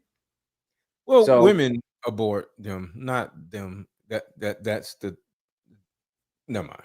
Women are doing it. you know what I mean. But either way, like women, you guys are assisting these people to do this, and to each his own. But like that's a whole nother conversation. But my point is, they got caught. An executive at Planned Parenthood got caught on tape, an undercover tape, saying, "Oh, they were selling organs from aborted fetuses, and they're making tons of money." So it's really like a whole ring over there. So like, if you look into the these people who are saying, "Oh, we need this," and trying to give you health advice, look into their backgrounds.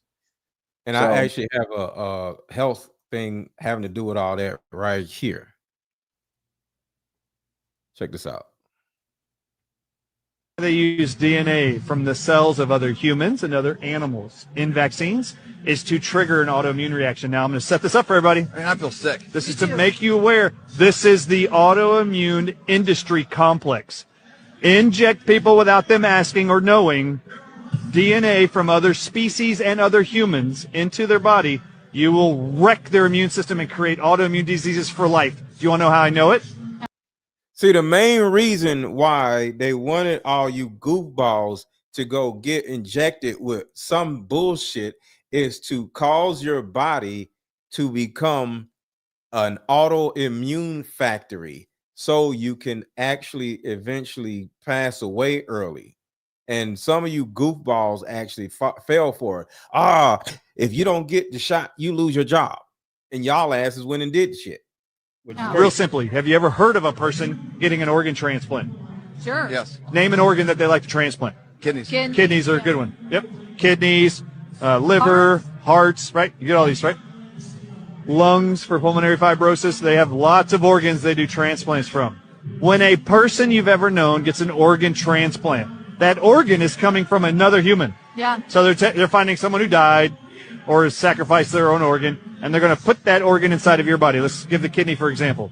When they do that and they wake you up from the surgery, they then immediately prescribe to you 10 to 15 drugs for life that are called anti-rejection drugs. And that's the key. When you have an autoimmune disease, you now have to take autoimmune inhibitor drugs. Okay. Your immune system's going to reject the organ and kill it. Why? Your immune system knows it ain't yours. Foreign, yeah. So it's going to go attack it. After it creates antibodies that totally destroy that organ, if you weren't on those drugs, that organ that you just received from somebody else has the DNA structure of kidneys. Guess what happens after it gets done attacking that kidney? It's going to be, those antibodies are floating around your It's going to attack the other kidney. body looking for what? Kidneys? Kidney cells, kidney tissue. They are going to then start attacking your kidneys, and you will develop autoimmunity of your kidneys, chronic kidney failure, and you will be on dialysis for life. Damn. Jeez. The body, we know, will reject and destroy any tissue that's foreign that isn't your DNA. This is a great design by God, by the way. And I just want to say this. Y'all are saying, oh, this is pure evil, crimes against humanity. What y'all don't understand is dying is not a crime. It's something that y'all actually think is not normal. People die every day. And that's one of my points of this show today. Like I said, I keep saying one particular thing, and that is empathy is slowing us down. We have to stop looking at people passing away as a crime or as anti-human. That actually isn't.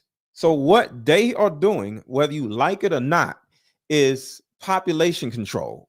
And population control, whether you like it or not, is important.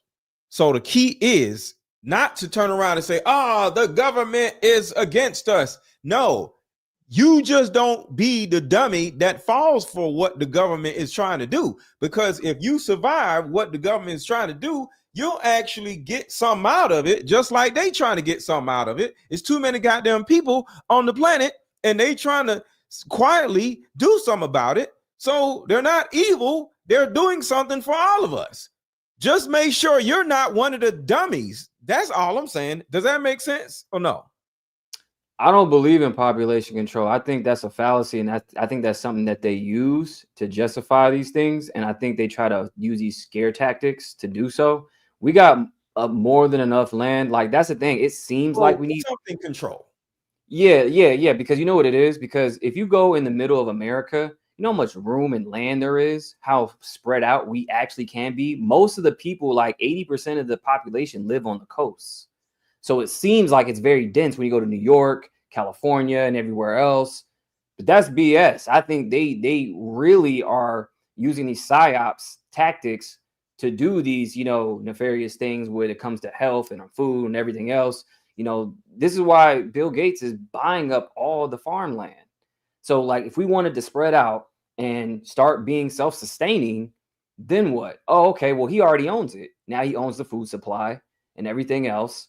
So we can't be self-sustaining. Now we're in these 15-minute cities to where we can't move around. Now we got to be in this little city to where they can control all the food, the air, the transportation, everything we see and do.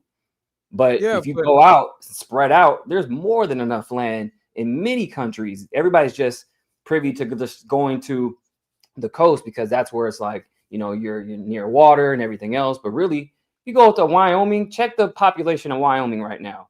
You know how many people you can fit in Wyoming? You know how many people you can fit in like Kansas or Texas or anywhere else? But there's that I don't believe that at all. There's an issue though, Maverick. We're bitches. We got to get back to the old styles. Then we got to be more self-sustaining. See, the thing about it is, we're like cattle. Do you want all your cattle scattered around everywhere, or do you want them corralled somewhere? Exactly. So we're not going to move somewhere where there isn't stores, concrete, strip clubs or whatever already there.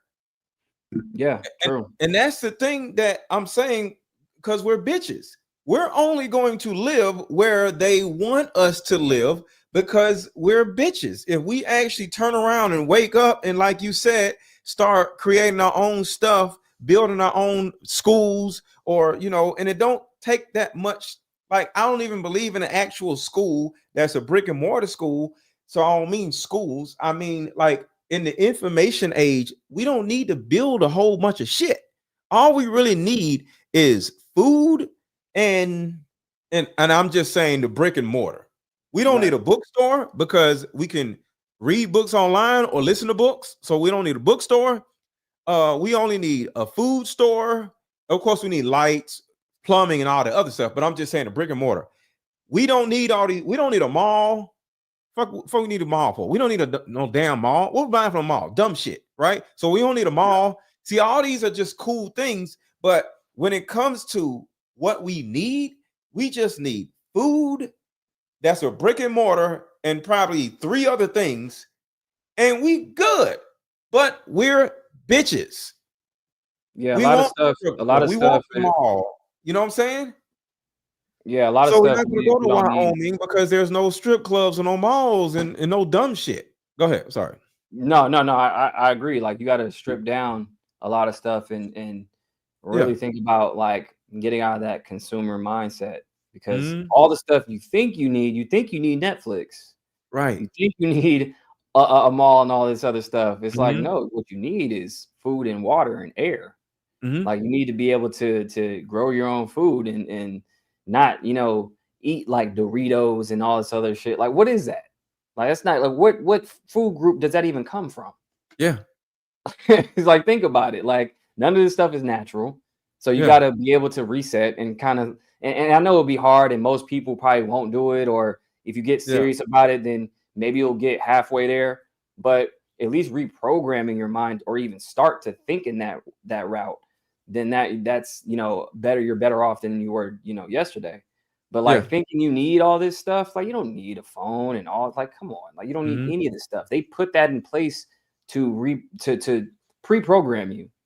So now all of a sudden, now we need phones, and like, oh my God, we have anxiety if we get away from our phones and all this other stuff. So they built this whole system to make us think we need a lot of that stuff. So that's why everybody are in these condensed cities already. Right. So that's what I'm saying. So because of things being the way they are, and they don't want us in Wyoming and these other places, they have to use population control to get rid of some of these people, because there's too many people in the corralled areas, and either they don't want us to, or we refuse to move to Wyoming. But it still goes back to population control. So I am not, okay, put it like this. I understand what needs to happen, if it needs to happen. And I look at enough nature shows to say, like, if you look at nature shows a lot, you're going to stop getting sad and mad when a life is lost, because every nature episode you see, something's about to go down. You know what I'm saying? So if you look at a TV show, ain't nobody gonna die in a TV show. But if you look at a nature video, like on Instagram, if you look at a nature video, something's about to go down. You get what I'm saying? So in not even in 2 hours, not even in a month, not even in a day, within 30 seconds, a lion is about to take down an elk just like that. And you can be like, oh, wow, that's awesome. So with me, since I look at nature so much, motherfuckers gonna die. And it is what it is. And in nature, motherfuckers have to die in order for somebody to live. And that's the way I see this. So when it comes to and I'm not on the side of the insurance companies by saying, hey, let this person die because of this and that, whatever. But the thing about it is, if you're paying for insurance, you deserve to live because you're paying for insurance. So for you to pick this person that's religiously paying their insurance and just picking them to die, and this person that's paying their insurance, you're picking them to stay alive, that's some bullshit, because they both are doing what they're supposed to do. Now, the motherfuckers who don't have this or who ain't doing right, fuck them. But you can't be sitting here trying to get rid of somebody that is doing what they're supposed to do. You know, you Right. got crackheads, you got drunks, you got all these crazy people out here who, guess what? They have all these shelters and shit. Like you say, rich people and famous people putting up all these shelters for these damn homeless ass people who ain't got shit going for themselves. But a person that works every day, they gotta die. But a homeless person ain't gotta die, and somebody gotta die. Who need to die? Yeah. So that's what I'm saying. That's I nuts. understand, even though I don't agree with it, but at the end of the day, in life, for the rest of us to live, somebody always got to die. Whether it's nature, and I'm talking about nature, YouTube, nature, a lion and a deer. For a lion to survive, a deer got to die. I'm not saying nothing crazy, okay? But at the end of the day, speaking from a nature standpoint, so I won't get banned on YouTube, Yeah. for a lion to survive, a deer has to die. And that is how life is. So somebody's got to motherfucking die, as in a deer, elk, okay, an ant. So, you know, YouTube, talking about animals, talking about nature animals, not even cats and dogs, just deer. You get what I'm saying, though? Yeah, how life is kind of built in this circular. construct, how we it's a cycle. How this construct that we live in is how it is. So no, yeah, I get what you're saying. Issues or whatever is supposed to be scheduled to affect us when we get to the point where we are about to retire, right? Because you already know there's no more SSI, they're out of money. You know, there's a huge deficit. So when you turn 65, they either got to pay you or what? They're trying to get out of that. You got to die. They trying to get out of it. So why do you take think stuff and they all start dying at 65, they ain't got to pay nobody. Right. That's why a lot of people during 2020, I ain't gonna say the word, but the people who were, getting out of here the most were people who were older with underlying conditions. That was on purpose. Yeah. The bird flu gonna do the same thing. And to a certain degree, it's just how life is. You get what I'm saying? Yeah. Because once you pass, see, all they want us to be is workers. And if you're not a laborer, or if you're not coming up with ideas, old person come out with ideas because he's not a laborer. But the government in itself needs laborers. So when you leave laboring age, now the government has to either pay you, support you, take care of you, or give you your money back. So the key to the key to circumventing all that is to give you some bird flu shit or whatever, some 2020 shit. And hopefully in their minds, by the time you 65, you just going to fall asleep. I'll just say fall asleep. And then everybody's like, he fell asleep. Boom. Get him out of here. We ain't got to pay him. Yeah. And I think it goes even further than that, because what I think they're trying to do now is try to get even younger people in that state to where they're depending on the government, because once everybody's going to be losing their jobs to AI and automation, guess what? Now who are you relying on even more? Oh, the government.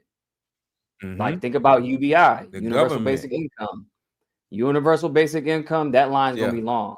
If you don't know what Universal Basic Income, look it up. It's where the government becomes your daddy and you're relying on them more than ever. You're getting a monthly check to do nothing. So guess what? So they want to move that goalpost. They're like, all right, cool. Well, these people are out of here. The rest of these people, we don't want these people to be innovative and be entrepreneurs for too much longer. We need to keep over governing them. So how do we do that? Oh, we take away the jobs, start make them even more lazier, give them more BS food and more entertainment distractions, and then give them a check every month. And then guess what? They'll be relying on us forever. Yeah. And there's a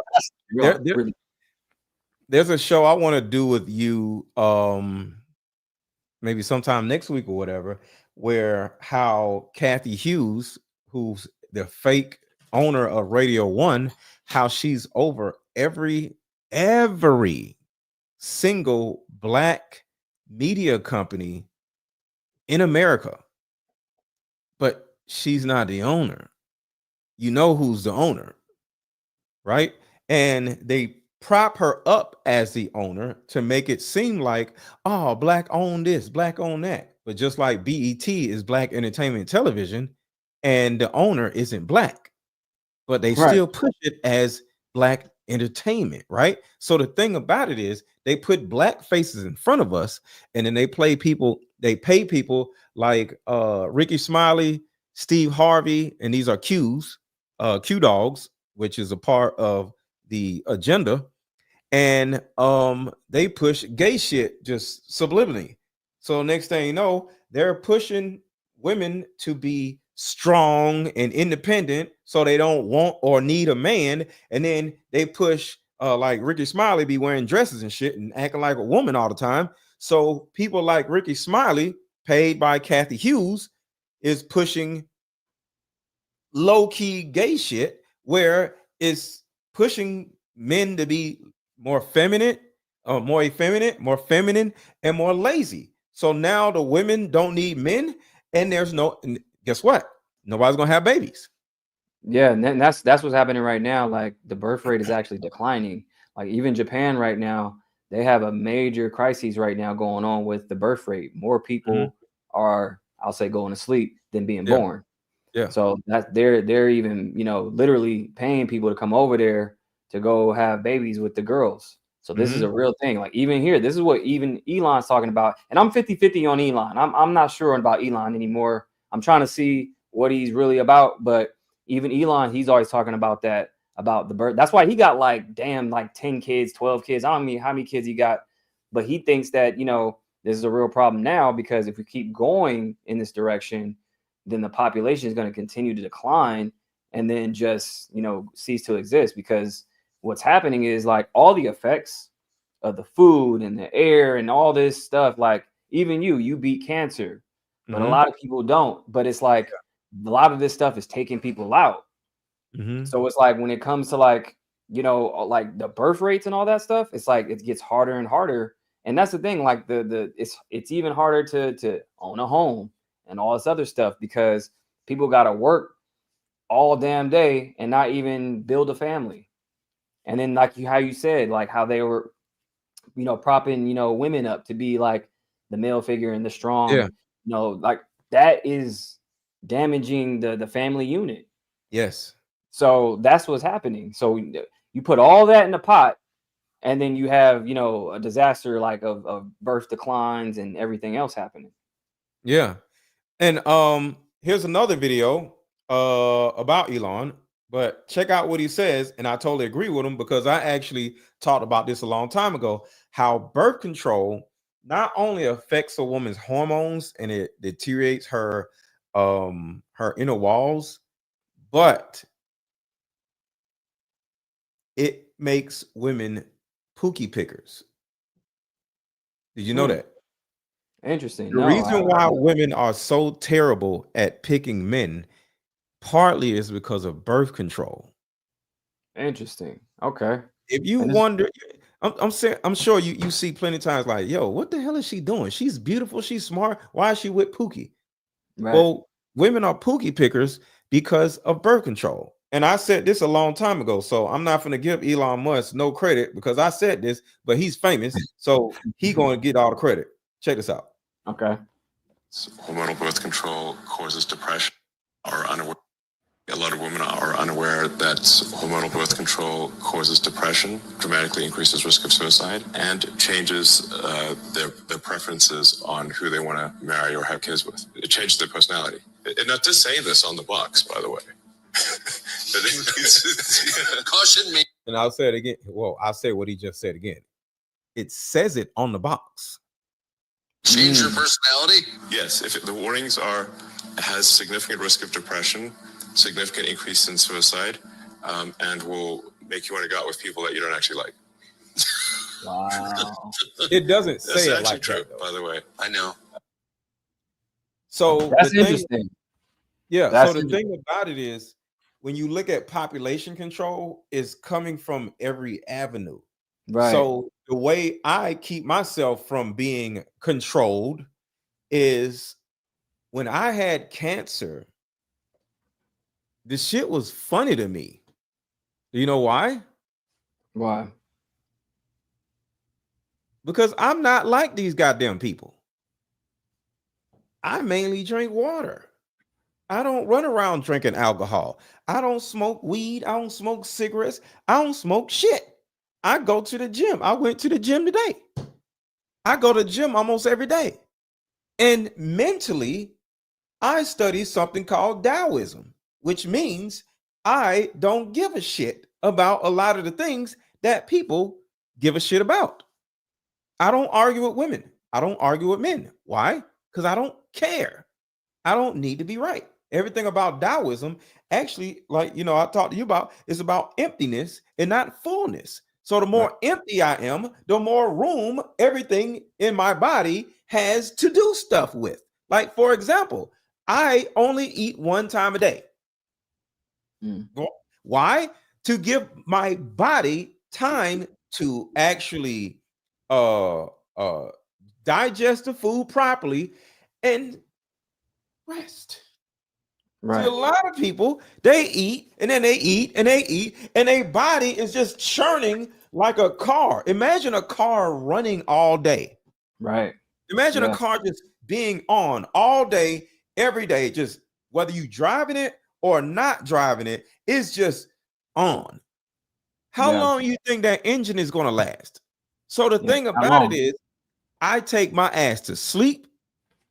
I do not ever, unless I'm going somewhere about to catch a flight. But even if I catch a flight, it's going to be in the afternoon because I do not believe in waking up with an alarm clock. Do you know how much an alarm clock affects your nervous system? You knock the fuck out. I was like, You think that shit is natural? So when I got cancer, I was like, yo, y'all are hilarious. Are you serious? Because my nervous system, my cells are up here. My shit is pure. I'm like a virgin chick or some shit. My insides, pause, is pure as fuck. My shit is, pause, pink. My shit ain't black. My shit pink as fuck. I got virgin insides, pause. So no matter what hits me, I'm gonna knock the shit out. I knew I was gonna knock it out. I can play you what the doctor said. I mean, what I said to the doctor. I played the video like, all right, so how was I acting? You was like, well, you just like, hey, how fast can I get this out of here? I beat it in 3 months, but I knew I was gonna beat it in 3 months. I told the doctor, he said, well, most likely you're going to have to do 6 months of chemo. I'm not doing 6 months of chemo. Huh? I'm too healthy for that. I'm not going through all that. Fat people, sick people, He literally showed me the graph and said, it's like this. I don't give a fuck. I'm not doing 6 months. I'm telling you that up front. I got a video of the doctor being like, yeah, you said that. Day one, cancer. I was like, oh, I got cancer. I was like, yo, all right, so what we got to do? He said, at the most 4 months. I said, no.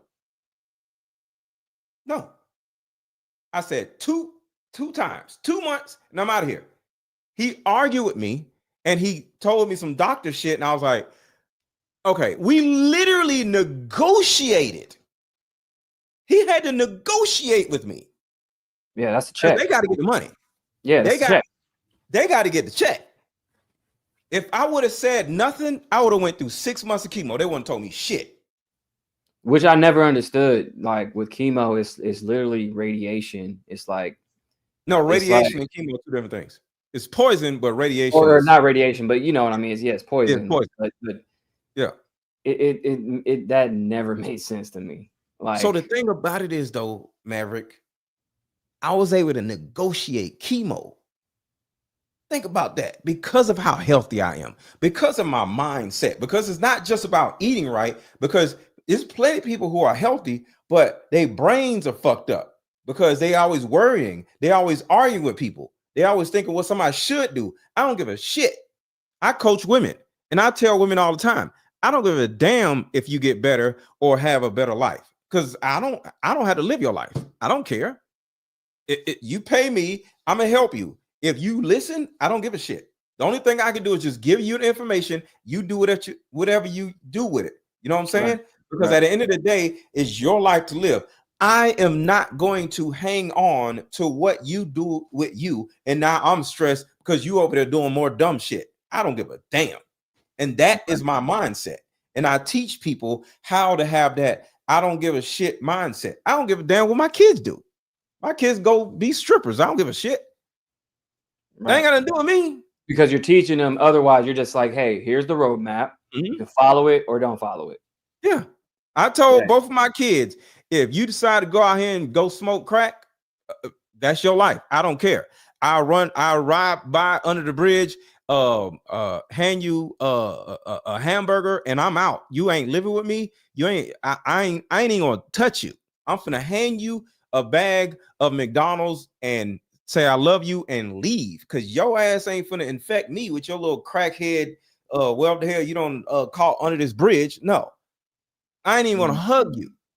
So, quick question: did you fast before or after you had that? I've always intermittent fasted, but now I only eat once a day, because it's like whenever you go through something, you learn from it. You like, oh shit, so I'm gonna go even farther. You know what I'm saying? Right.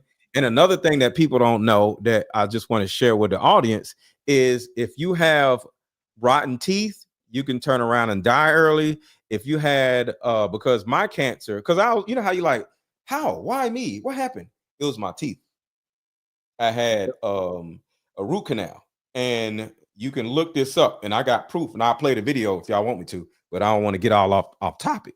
But there is biological proof, because I'm deep into the neurology and biology. It's biological proof that if you get a root canal on this side, your cancer is going to be on this side of your body. And I had a root canal here, and I had lymphoma here. It affected my lymph nodes. Well, yeah, I mean, the dentistry industry is a racket too. Like, there's a lot of stuff with like oil pulling and all that other stuff. You can reverse a lot of that stuff. Like when you like it's not just brushing, it's the oil pulling. It's a lot of different stuff you can use. But like once you have them, say, oh, you need to, have a root canal and do this and do that. And like all that stuff is, think about this. Think about humanity, right? How long we've been surviving, and all without of a sudden, none of this stuff. We didn't have none of this stuff. We have none. And all of a sudden we need dentists and all this other stuff and doctors but all the meanwhile, the death rate is doing this. So, does that make sense? We have all this technology and all this information on what we do and what these professionals, but we're still going up in the death rate. But way back in the day, when we had none of this stuff, like people were just living just fine. So it's a racket. Yeah, when you look at birth control is a racket. All of it is a racket. Like women do not realize that birth can see. I went and got a vasectomy. You know what I'm saying? Just the single motherhood thing, all of it is all mixed in with each other. Diddy, single motherhood, all of it. That's why I love talking about all these things, because all of this is attached to everything else, because everything is meant to kill you. And sadly, the government is trying to get rid of you while nature is keeping you alive. Trees sit there in order for you to be alive. There's no other purpose of trees. That's a fact. You know what I'm saying? So nature is literally doing everything it can to keep you alive, and the government is doing everything it can to do the opposite. That is a fact. That is a Snapple fact. That's that's literally what it is, because everything, if you think about it, everything natural, holistic is there to help you. Like how he said, like with the trees and, like that's why you got to take black seed oil and sea moss, like all this stuff that's natural keeps you alive. The rest of the let's get you out of here. You have to deworm yourself. You have no idea how many worms are, because you eat something, you guaranteed to have parasites. And the worm type of parasites, they are engineered to live in animal bodies and human bodies. So they can survive your stomach acid. So you have to take certain things that that can deworm yourself. You know what I'm saying? Right. Yeah. They when you have cravings, that's not you craving it. That's the worm. It's the worm. It's the parasite actually craving it. So when you have like sweets or whatever else you're craving, you don't crave that. Your body doesn't need that. So think about it. Your body doesn't crave what it doesn't need. That's the parasite craving it. Well, I'll say this: your brain does crave what it doesn't need because it's a neurological thing, not a biological thing. Because this isn't specific science, but I want to make it simple. Okay, so when this is how I gave my kids the sex talk. So this is simplified neurology. It's not like this, but it is like this, but it's simplified. So I don't want nobody to quote me like, "Whoa, actually, it's simplified neurology." How I told my kids about sex is, how often do you have to pee? They said, I don't know, every day. Okay. If you don't pee, what's going to happen? Don't it feel good when you pee? Yeah. Okay. You got to take a dump? Yeah. Okay. What about eating? Yeah, I want to eat. Does it feel good when you eat? Yeah. Okay. What about sleep? You got to sleep? Yeah. Do you feel bad when you sleepy? Yeah. Do you feel good when you sleep? Yeah. I say all these things are connected to your brain, and there are nodes in your brain. So you got, to a certain degree, 4 nodes, right? Sleep, shit, pee, and food, right? Those are the 4 main nodes. And this is simplified neurology, y'all. So I know it sounds crazy, but it's simplified neurology, just trying to make it simple for anybody, because I believe your information has to be easily able to be explained where a 5-year-old or a 5th grader can understand it. All right. So it's 4 nodes in your brain: eat, sleep, eat, sleep, shit, and pee, right? And what if you start having sex and you now have another node in your brain that causes you to want to have sex with another person, just like you got to eat, sleep, and shit, right? Do you want to have that burden on you where you now feel the need? Because the need to sleep is a lot, right? She's like, yeah. The need to eat is a lot, right? Yeah. You get mad when you ain't had no food, right? Yeah. Okay. Imagine you start having sex. Now you just grew another node in your brain. Now you got another burden. Now you got to have sex. And what if there's nobody to have sex with? Now what you going to do? Now you're going to look like a hoe, and you're going to go out there and have sex with some random dude behind the apartments or whatever, because you got to have sex. And now everybody run around calling you a hoe. And you just did this to yourself, because it's not about being a hoe. It's about growing that 5th node in your brain that you didn't even need. And next thing you know, they like, so now do you want to have sex? No, because it's about the burden of now having to want and have sex. And if there's nobody to have sex with, now you're going to go do some hoe shit. And my kids is like, both of my kids waited until their mid-20s to have sex, because they looked at sex as a burden. I'll call my daughter right now. One of my daughters thinks sex is a burden now, and she's grown. So the thing about it is, this is neurology and not your body, right? So your body, yes, is only going to want what it can use, but your brain is going to do the opposite, because when you've been traumatized, you now have a lot of issues that you need to cope with. And doing drugs, smoking weed, popping pills, having random sex make you feel good, and it helps you cope with whatever's going on in the back of your mind. And the part of your brain in the back is called the amygdala.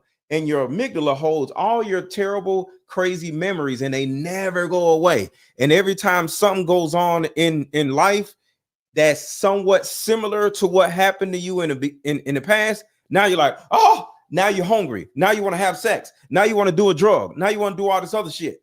You know what I'm saying? Because whatever it is that you was doing when you was a kid, like you eat a cookie every time your parents was arguing with each other because the cookie made you feel good, right? Now your cookie could be Adderall or crack or something. You know what I'm saying? So now that's where self-regulation comes in at, because yeah, like you said, the difference between the mind and the body, or the brain and the body, versus what the body needs versus what you think you need.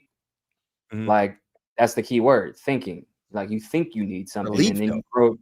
you grow that node, like you said. So when it comes to like coping and all that other stuff, then it just comes to self-regulation. You got to be able to like self-regulate and discern, okay, what do I really need versus what do I want?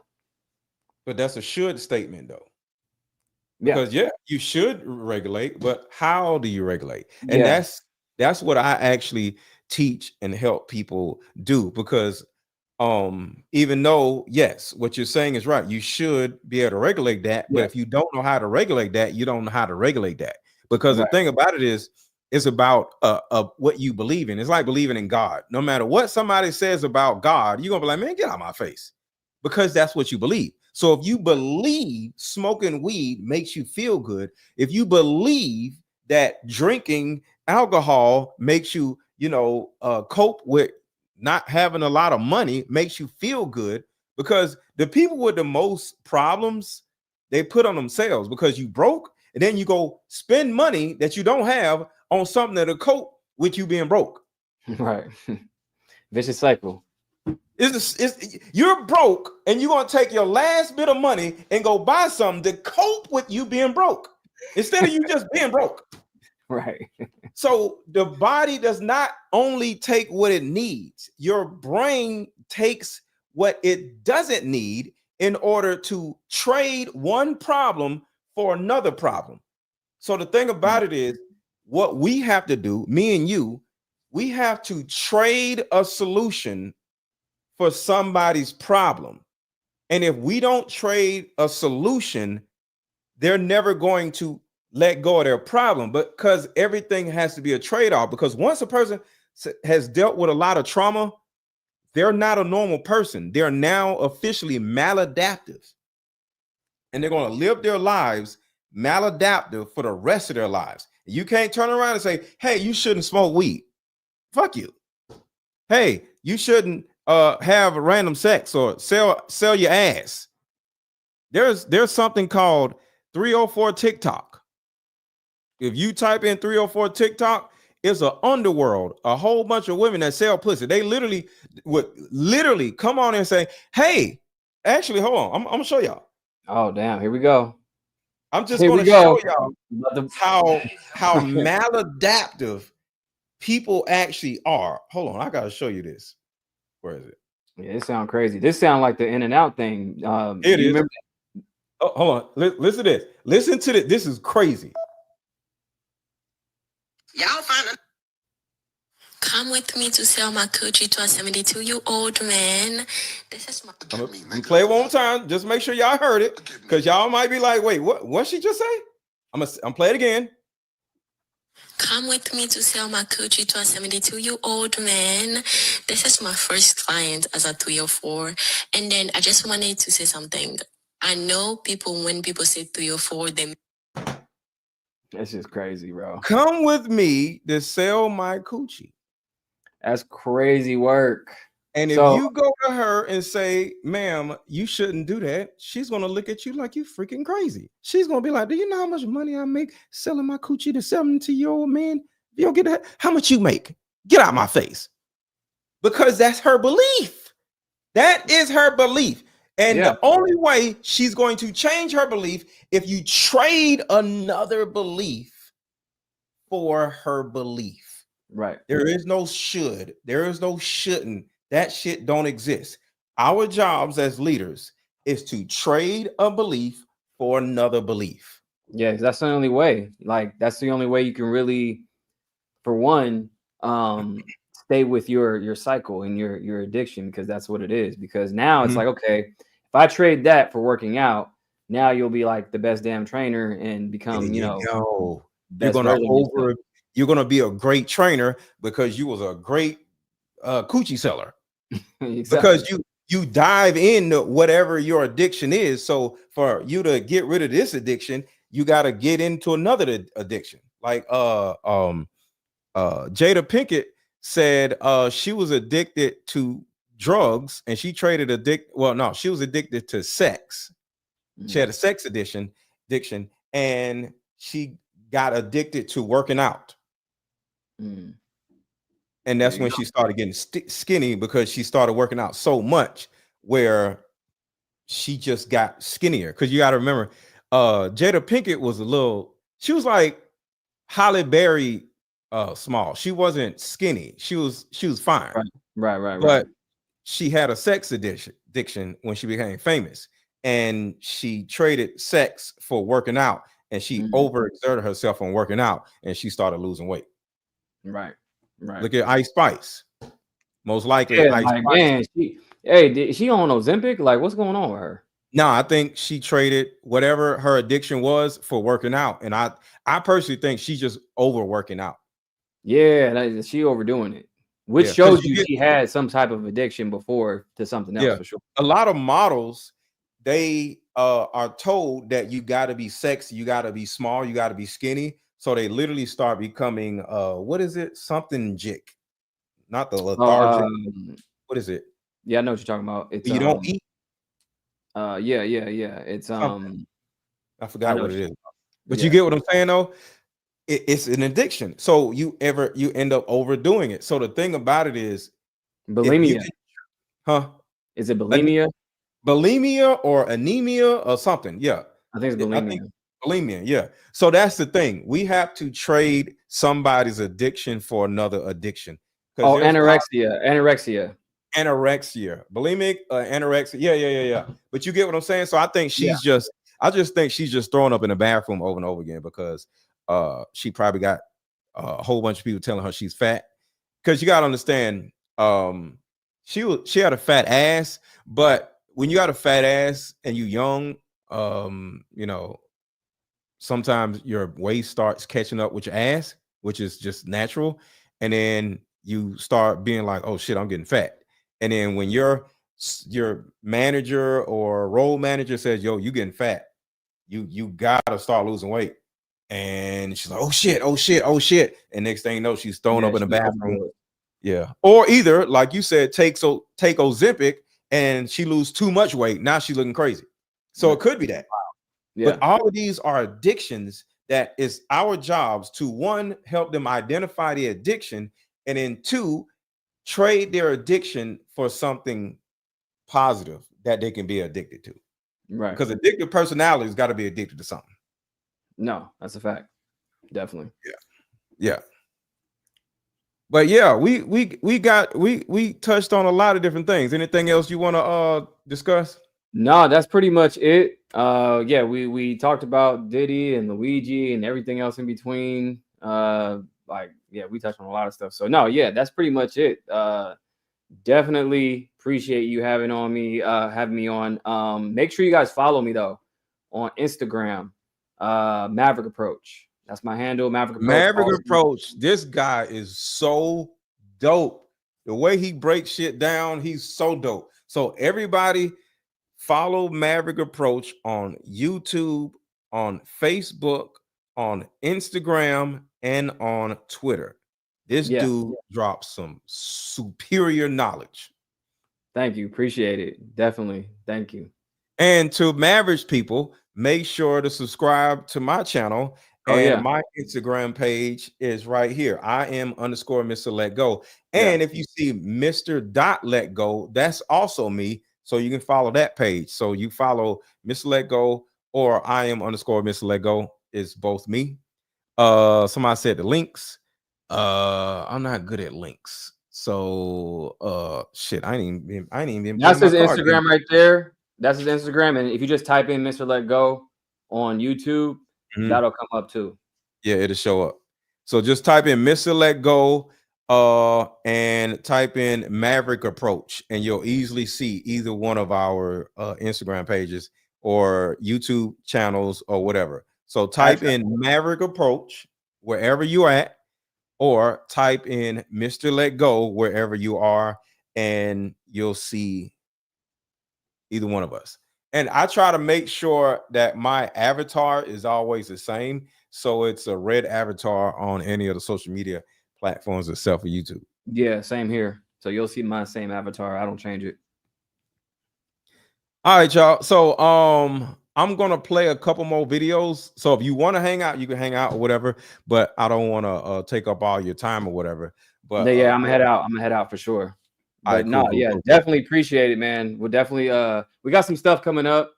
Me and Mr. Let Go. We got some other stuff. I don't want to give it away yet, but yeah, we got some stuff. Make sure you follow us so you can watch out for those alerts for sure. But stay tuned for that. All right, y'all. So we are really about to work on something, just like kind of like what we was just explaining. If you enjoyed what we were explaining, because I believe in helping the community and not just talking about stuff, you know what I'm saying? So we're going to build together, because he has something super dope and I have something super dope, and they're different. And both of us working together will easily become extremely valuable to anybody watching. That's a fact for sure. So yeah, All make right. sure y'all stay tuned. But yeah, appreciate it. I'm gonna catch y'all later. All right, brother. Peace. All right, talk to you later. All right, y'all. So let's get into these videos, because a lot of people that follow me love to watch the videos. So let's get to it. Same thing, but we didn't get a chance to get into the videos. So here we go. Confessed to taking out Brian Thompson, and people are asking why. To find the reason, the most important thing to know is who this guy is. Brian Thompson became the CEO of United Healthcare in 2021. This is the largest health insurer in the US, with about $300 billion in annual revenue and 400,000 employees. Now, the health insurance industry in the US is generally controversial, but United Healthcare had a serious scandal of their own. They were using an AI system called NH Predict to process healthcare claims. So this NH Predict is part of the reason why Brian got whacked, in my opinion, because NH Predict, just like the name says, it just started whacking people, in all honesty. They were using an AI system called NH Predict to process healthcare claims. The system helped them process more claims faster and for less money. But the system was apparently wrong 90% of the time. So people were denied healthcare claims en masse, lowering United Healthcare's cost even further. And what was the impact from the 2019 launch of the system?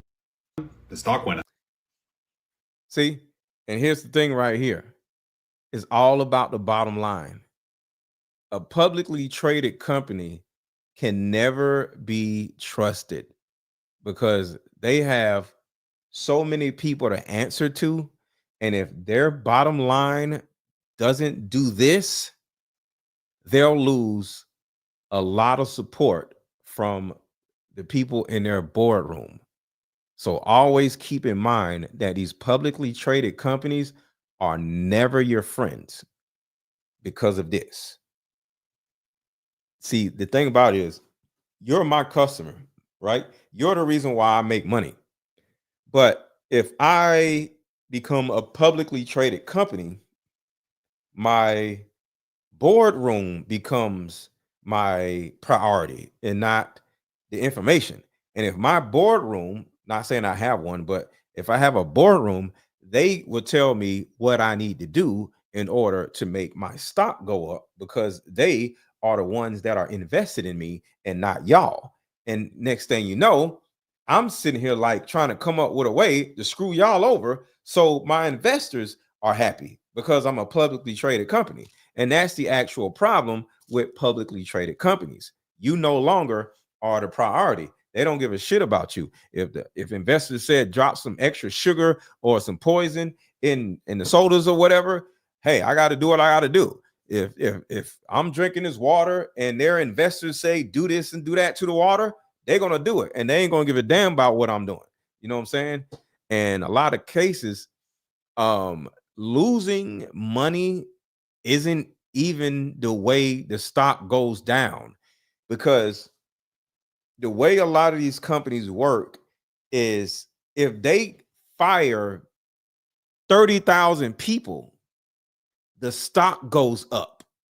So it's not even about helping y'all. We can lose a lot of customers, but as long as we fire more people or twice the people as customers we lost, stock still goes up. So as long as they keep screwing somebody over, the stock is going to keep going up, even though the people that they supposed to care about are getting screwed over.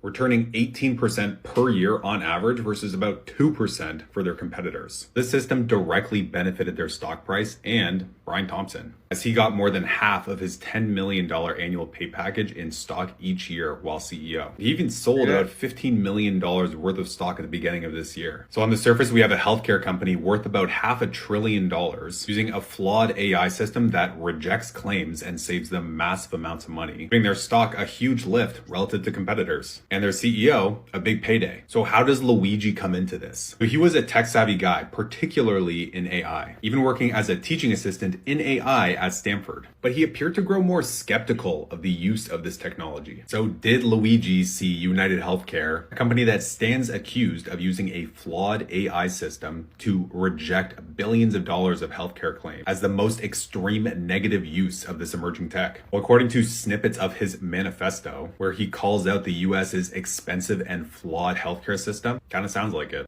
Y'all, if you think they're trying to give Luigi an unfair case, just wait, because you haven't seen anything yet. Yeah, you're reading that headline correctly. Luigi's judge is married to a former healthcare executive. Her name is Catherine H. Parker, and she's specifically residing over Luigi's pre-trial. Everybody hit the like button. Everybody hit the like button.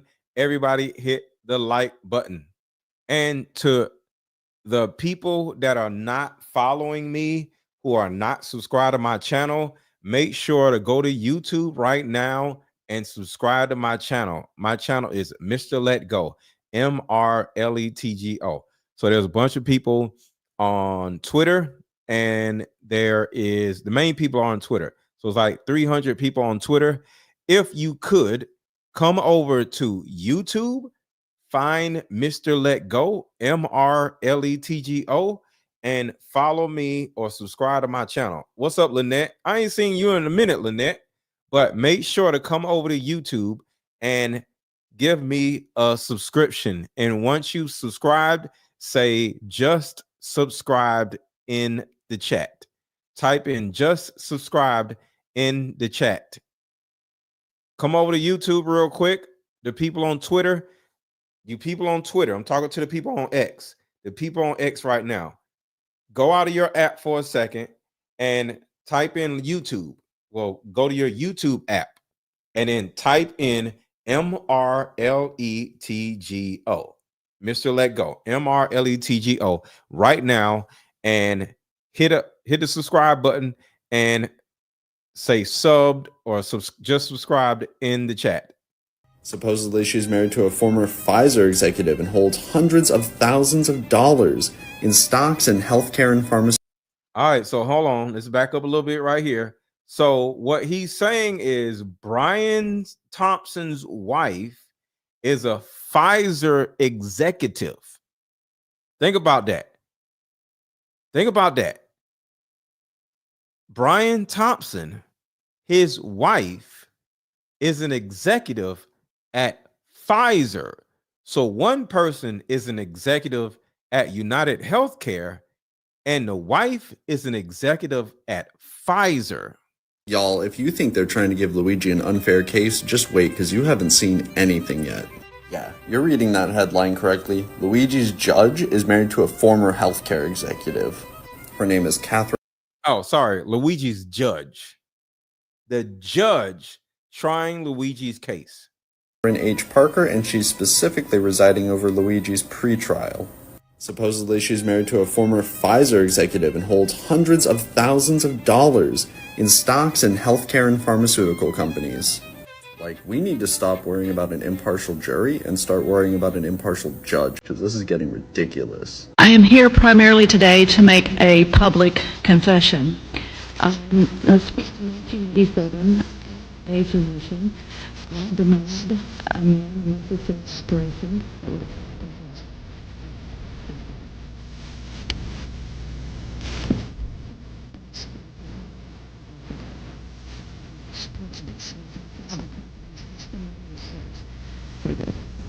Wow.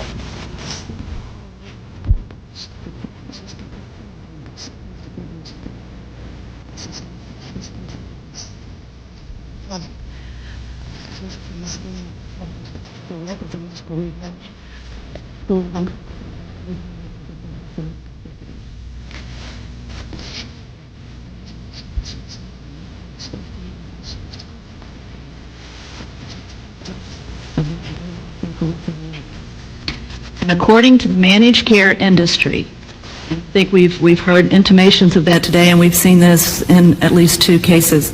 It is not an ethical issue to sacrifice a human being for a savings, no matter how that savings occurs. I just made a breakthrough realization on the Luigi Mangione case, and I need you guys to stick with me. And I just want to tell y'all got mad at me when I said that. It's a real thing. And that's what I'm saying. Empathy is slowing us down. I think we've heard intimations of that today, and we've seen this in at least 2 cases. It is not an ethical issue to sacrifice a human being for a savings, no matter how that savings occurs. Y'all hear that, right? It is not about money. Layla said, for the love of money. It's not the love of money. This is bigger than money. This is about market share. And y'all don't understand that. It's not about money. Nothing is really about money. It's about market share. United Healthcare is competitors with Kaiser, Permanente, and these other companies. It's market share. Let's see. What are the top 5 healthcare conglomerates?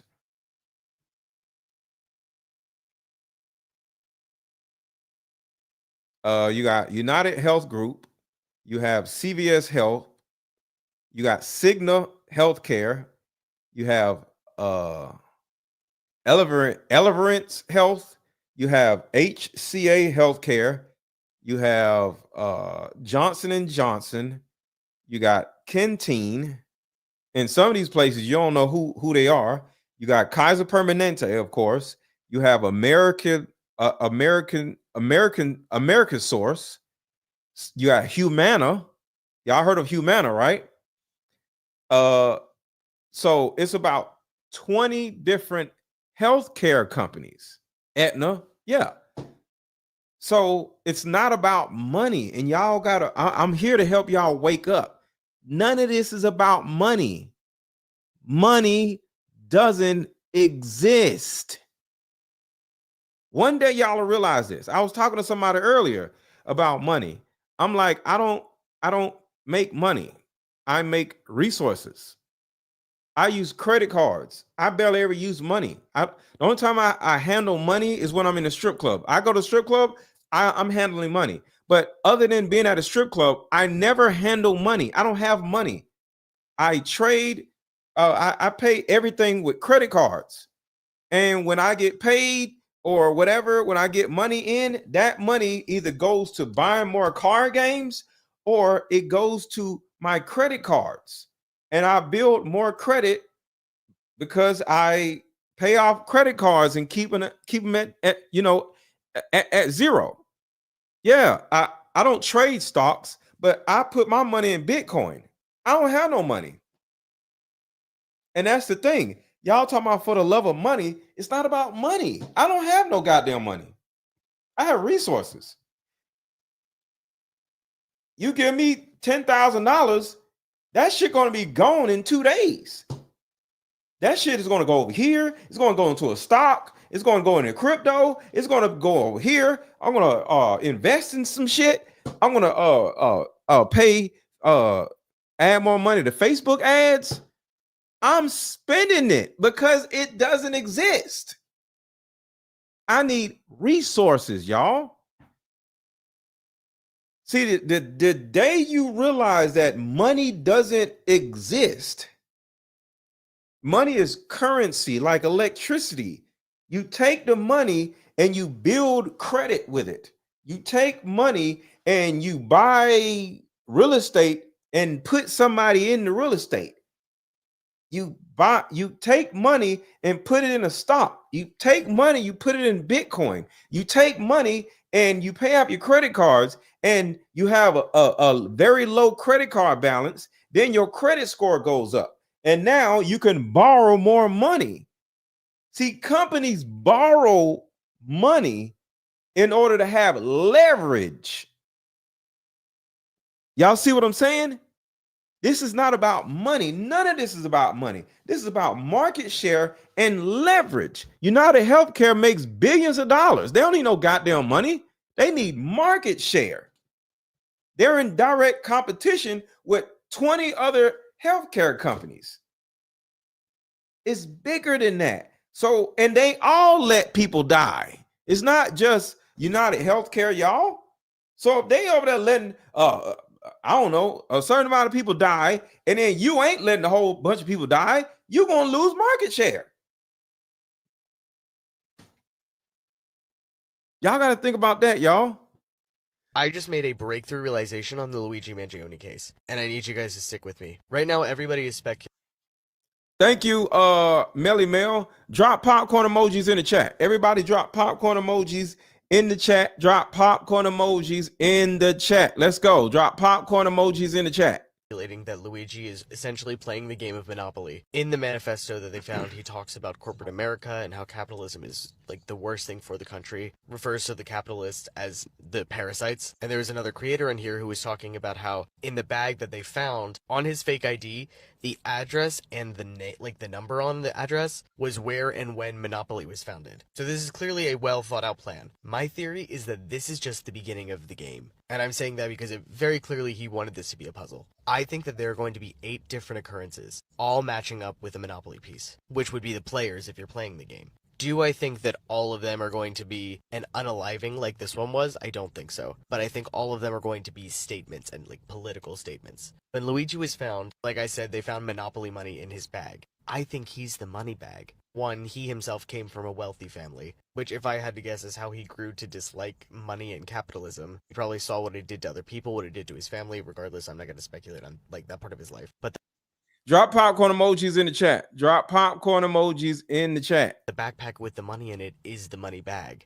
This sack of Monopoly money was what he was found with. But what else was found in his bag? A Tommy Hilfiger jacket. Tommy Hilfiger is one of the leading fashion brands in the country. And if you happen to remember this scandal, Tommy Hilfiger was a guest on Oprah Winfrey's show. And he had been accused of being racist and being elitist. So Oprah asked him if that was true. He responded, "If I had known that African Americans, Hispanics, and Asians would buy my clothes, I would not have made them so nice. I wish those people would not buy my clothes. They were made for upper class whites." So very obviously, that fits into this whole board game puzzle piece, whatever it is. I'm thinking the next part of this is going to be either the thimble or the hat. One of the two. Probably the thimble, right? But I think we're about to see another person come into the picture. And I think this is going to be a series of events. Let me know if you agree or you disagree, but I was really, really, really using my brain on this one. Tell me y'all heard this rumor going around that if Diddy... Turn this down a little bit. This is loud as shit. Sorry. Turn your volume down. This is a warning. Turn your volume down. This video is loud as hell. Please tell me y'all heard this rumor going around that if Diddy tell, they gonna give him bail. Now this just some shit I've been hearing on multiple websites. I can't confirm or deny, but it sounds crazy. Now listen to this. And I don't like it.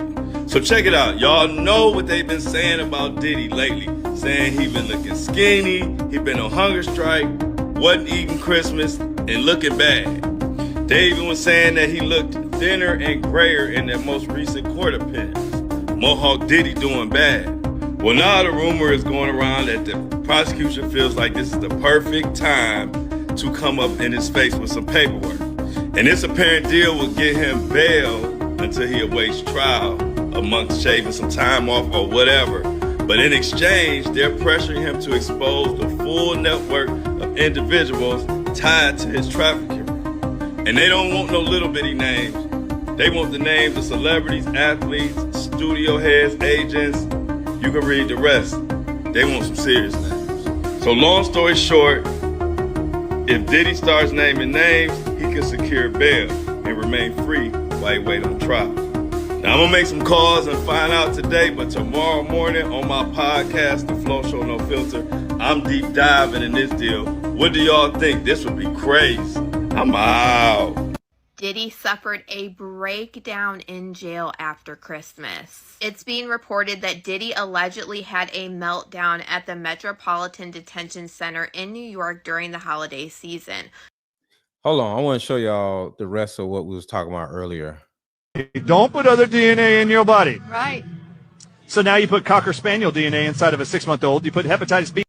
So right here is what we was talking about earlier about autoimmune disease.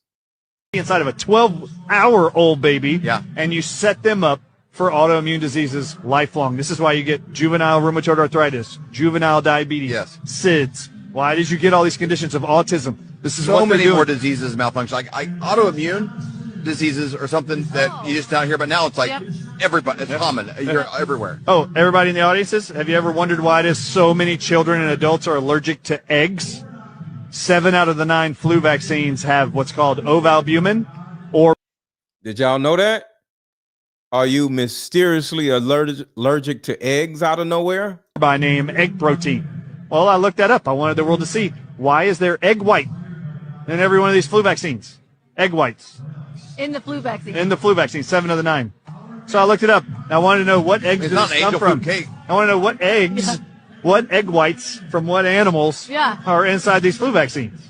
All right, so for the first 70 years of vaccine production, they were actually cultured in chicken eggs.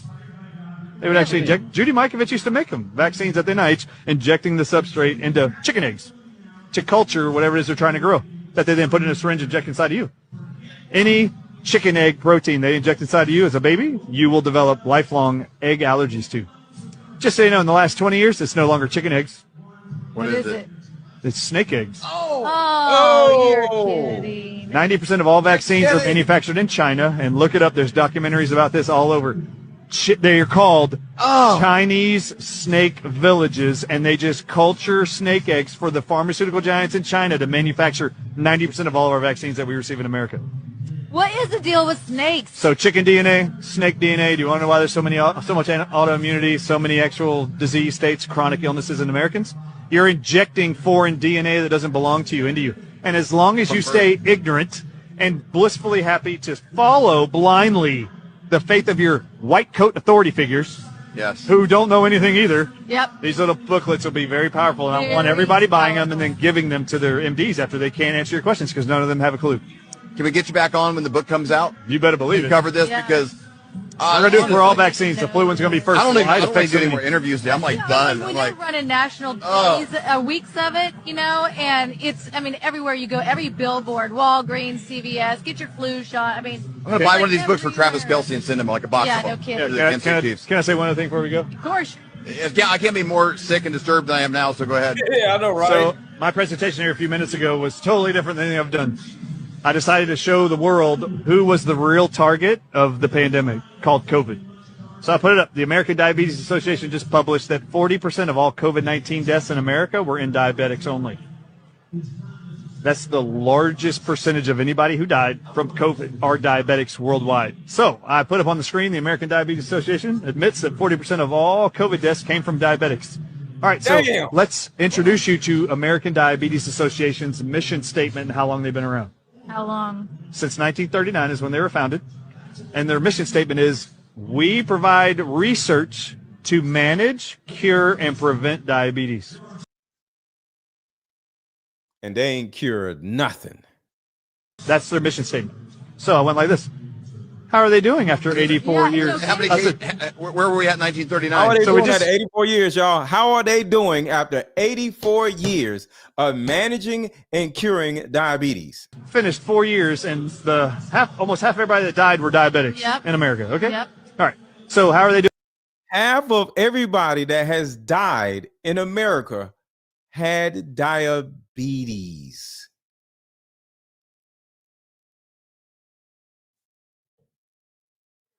I drink water, y'all. I take in sugary stuff like everybody else. I ate some cereal today. So yeah, I do sugary stuff every now and then. I'll eat a whole pie every now and then, but I don't do it all the time. And at the same time, even if I do eat something sweet, I only eat one time a day. So I give whatever it is that I ate time for it to digest and travel through my entire body and leave before I drop something else on top of it. Keep that in mind.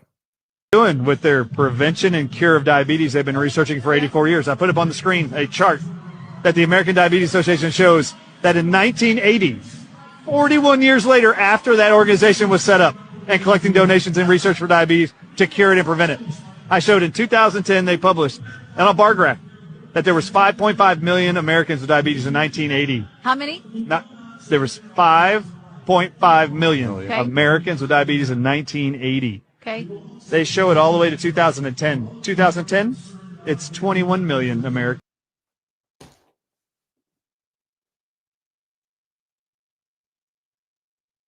They've been they've been a company since the 1930s, and more people are getting diabetes instead of less.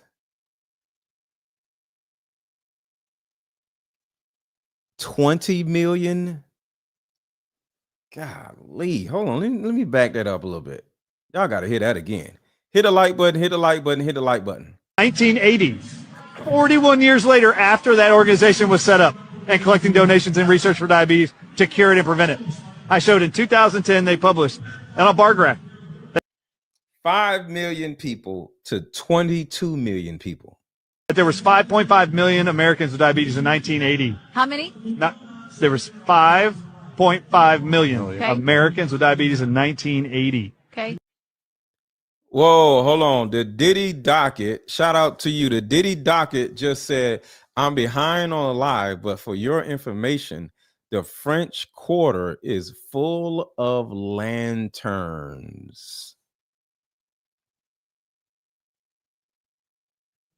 Is the French Quarter full of lanterns?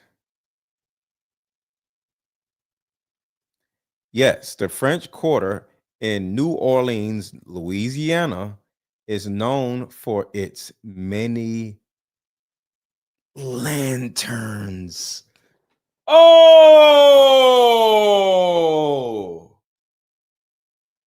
And lanterns is in particularly important for what reason? Because a lantern is one of the Monopoly pieces. Oh, shit. Oh, man. That's crazy. Shout out to the Diddy docket. Yo, you are dope, whoever you are, because thank you for that. I just looked it up. It's right. Sheesh. They show it all the way to 2010. 2010, it's 21 million Americans are diabetics. And then I showed what is it right now in 2023. It's actually 38.4 million now.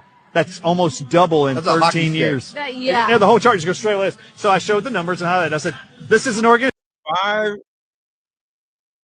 5.5 to 22 million, and now we're at 38 million.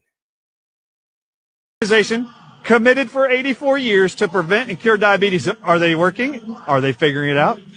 No. And then I showed that the World Health Organization just published that in the next 27 years, they expect 1.31 billion people on Earth to be diabetic, which these people didn't know it, and y'all don't either. Right now, there's only 500 million. They expect 2.5 times that in the next 27 years. So I went like this. All right, so you're an organization. For 84 years, you've been researching and creating products to cure and prevent diabetes. How well are they doing after 84 years? And I wanted to know, since 2010 to now, 2023, how much money has been donated to the American Diabetes Association? That's a great question. Suck. How much money was donated to this stupid ass company for for them to suck at curing diabetes. Yeah. That's exactly what I put on the screen. Yep. How much have they been given to suck 100% at preventing COVID or preventing diabetes? So I put up every single Form 990 from the IRS, which they declare all revenue given to the American Diabetes Association every year since 2010. And I showed every single one of them and highlighted in red. Look at the red square. This is the amount of money donated every year. 2010, 11, 12, 13, 14, 15, 16, 17, 18, 19, 20, 21, 22. And then I showed the total. And? The total is $2.5 billion has given to the American Diabetes Association. Oh my God. In the same time frame, they have doubled the amount of diabetes in this country. You know, there's not a lot of, you can be an NFL coach, not win a game every year, and keep getting raises. No. And then I showed them. The American Diabetes in 1939 said they're committed to preventing and curing diabetes. How close are they? And I put up the American Diabetes Association's website, and it says, what is a cause of diabetes and the cure? It actually says, there is no known cure for diabetes, period. I showed them the whole world. I said, wait a minute. We've been giving this organization for 84 years billions of dollars to solve one problem. And then I said on the screen, how many of you do you think would be paid by your employer for 84 years to solve a problem specific to your audiences and customer base, and you never came up with a solution for 84 years? Would you still have a job? No way. That's a whole lifetime to do one job and you fail at it. And they all said, you would be fired. That was the next thing on the screen. absolutely. Nope, you would be fired. You wouldn't have a job. So this is when I showed them how much money they've been given. Then I showed a list. Currently, the medical profession actually has a list of all incurable diseases they know of. And on that list is cancer. So my last part of this presentation was, well, if cancer is still not curable, how long has the American Cancer Society been investing donations and research to look for a cure for cancer? What year? They started in 1913. Really? And then I showed just the last 3 years worth of donations to the American Cancer Society, who publishes There Is No Cure for Cancer. I just showed them. It is $4.5 billion have been donated in the last 4 years. Donated in the last 3 years alone to a cancer That's organization ridiculous. who has no effing clue yet how to solve the problem. They've created an organization to research. Yeah. So I set up on the screen, and everybody watching at home, please, for the love of God, stop giving money to the American Cancer Society, American Diabetes Association, any medical foundation. There is no known published cures of any of them. And we're giving them billions of dollars, and they are continuing to allow the problem they're professing to be looking for a fix for. Man. They're not interested in that. So I put up on the screen, you want to donate your money to somebody? Donate to the Healing for the Ages group. There you That's 4 doctors who in 2024 will start doing research studies and proving to you we can reverse diabetes and cancer. And it's not going to cost billions of dollars. You just tell all your corporations and yourself, you want to make donations? Go to this donate button at healingfortheages.com. We, in January, are all meeting in Arizona to discuss the research studies we're going to do in preparation for our September conference. And we're going to bring those people up that we help cure and reverse. But this is the health system. Their jobs is to get rid of you because, like I said, the whole point of this economy, whether you like it or not, is to inject you with some shit or trick you into eating some shit that will put you in a position where you will go to sleep by the age of 65. Because if everybody goes to sleep at the age of 65, no, the government doesn't have to pay y'all SSI or whatever the hell it is that they supposed to give you when you turn 65. Or if you stay alive, you're going to be so sick where you got to pay them money to keep you alive.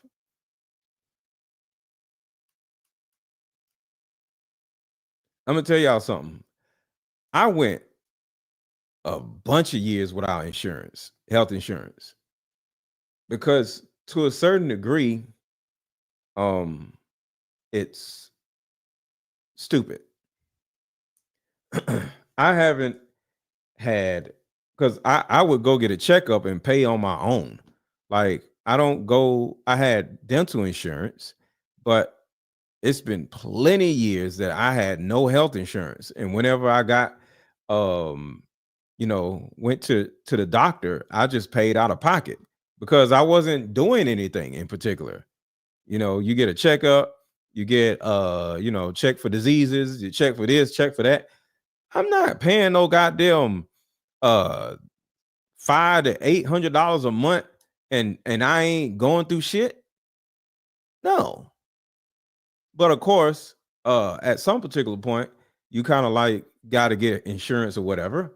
But yeah, I would say throughout my whole 30s, I don't think I paid insurance through my whole 30s. Because some can happen, yes. But at the end of the day, man, I'm not gonna be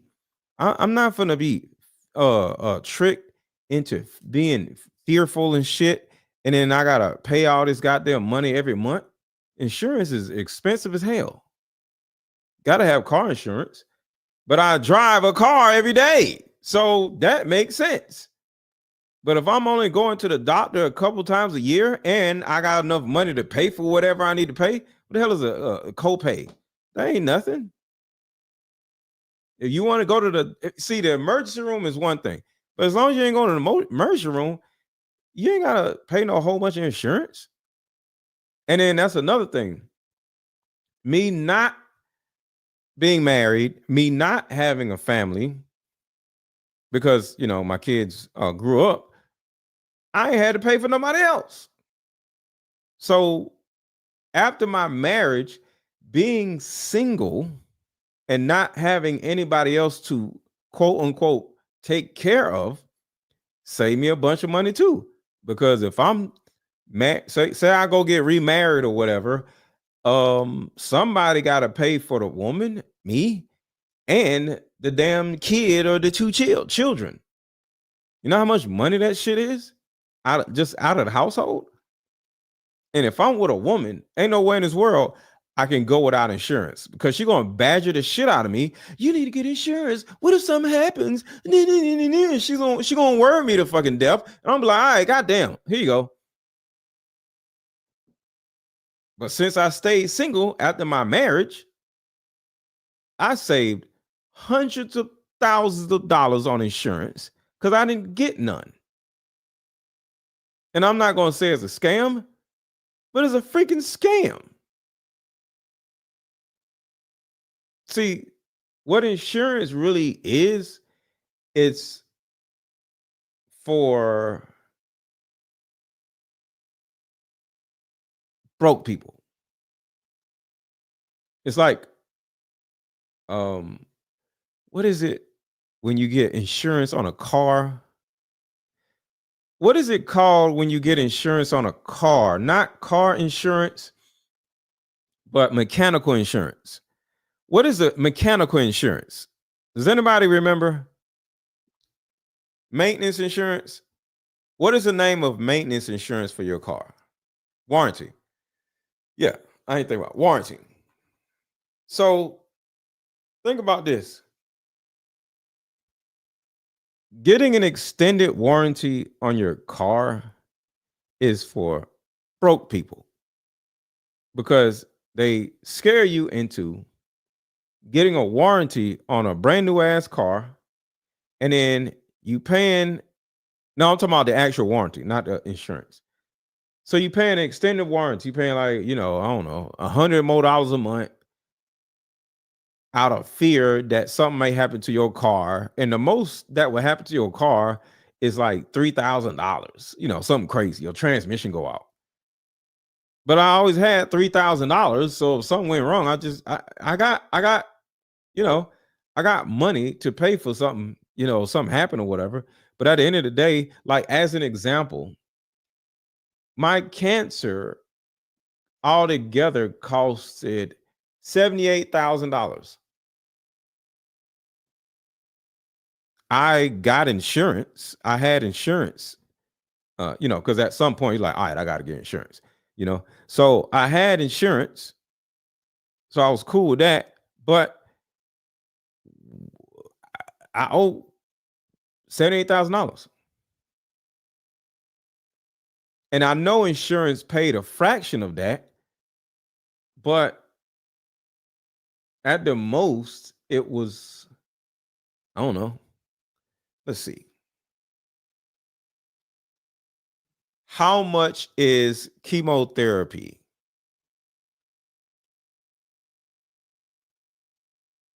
See, chemotherapy is about $12,000 a month. That ain't nothing. So it says between $1,000 a month to $12,000 a month, with the total cost for a full treatment plan potentially reaching tens of thousands of dollars. For patients without insurance, the cost can be about $200,000. But guess what? You'll just owe $200,000. Or either you pay part of it and then you owe the rest.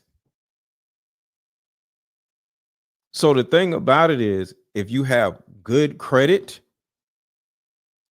and you make good money, what the fuck is $200,000 to save your life? And that's the most it'll be.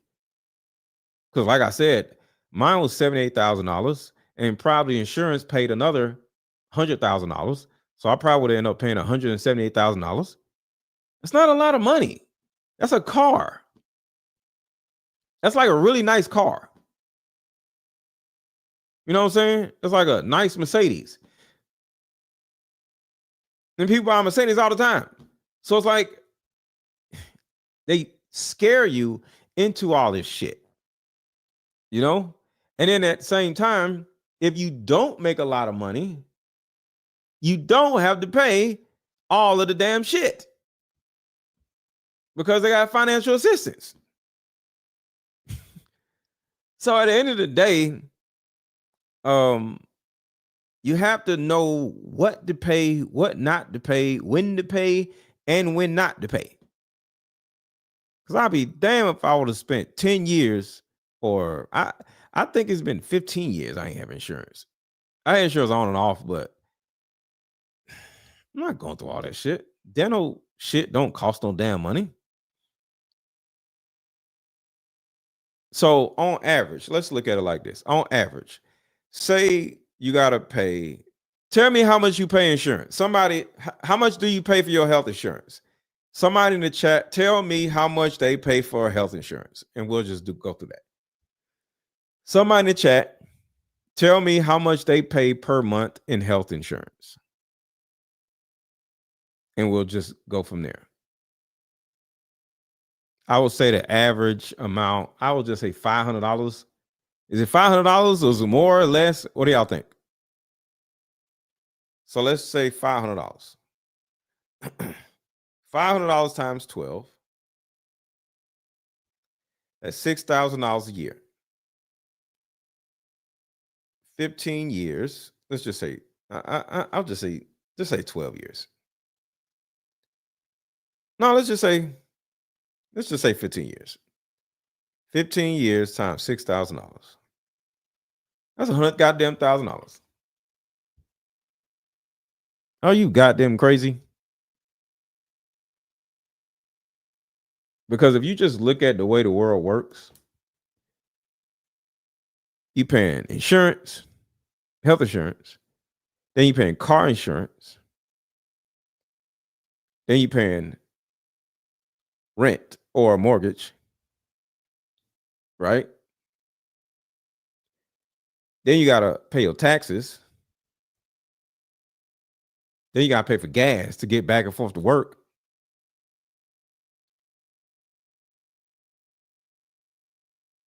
None of the money is yours. None of the money is yours. Then you gotta buy food. None of the money is yours. And that's how they get you. And then when you do get some money, you go out and buy dumb shit. The second you do get some money, you go out and buy stupid shit. Then you have a kid. Then you got to spend money on daycare and all this other shit.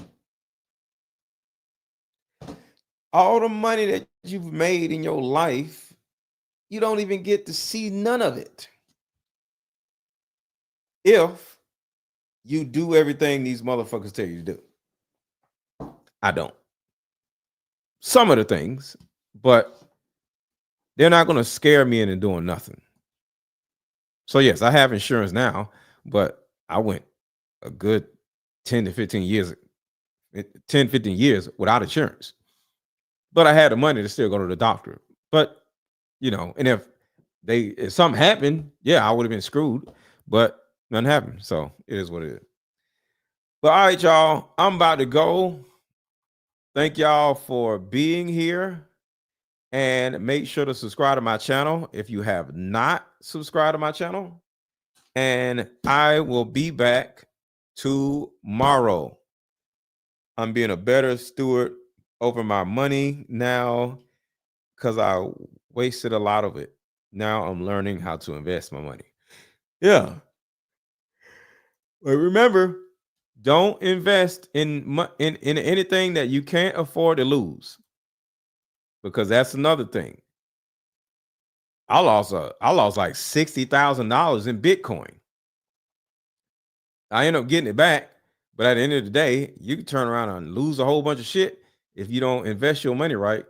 So be careful in that also. Talk to y'all later.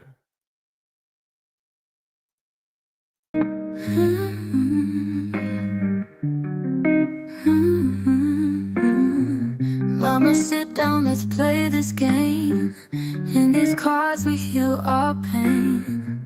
Face to face we both explain. Maybe find our bond again. Years of anger lose their sting. We both said some hurtful things. Let these questions heal broken strings. Let this game and fractured wings. Like mother, like daughter, we are the same. You'll see when we play this game. My inner child just wants to be seen. I forgive you, do you forgive me?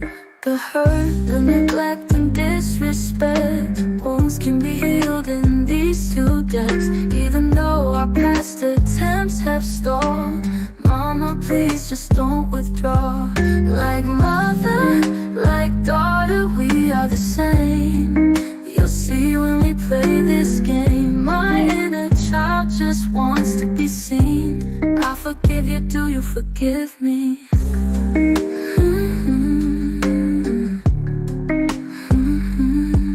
The hurt, the neglect and disrespect, wounds can be healed in these two decks. Even though our past attempts have stalled, Mama, please just don't withdraw. Like mother, like daughter, we are the same. You'll see when we play this game. My inner child just wants to be seen. I forgive you, do you forgive me? Even though our past attempts have stalled, Mama, please just don't withdraw.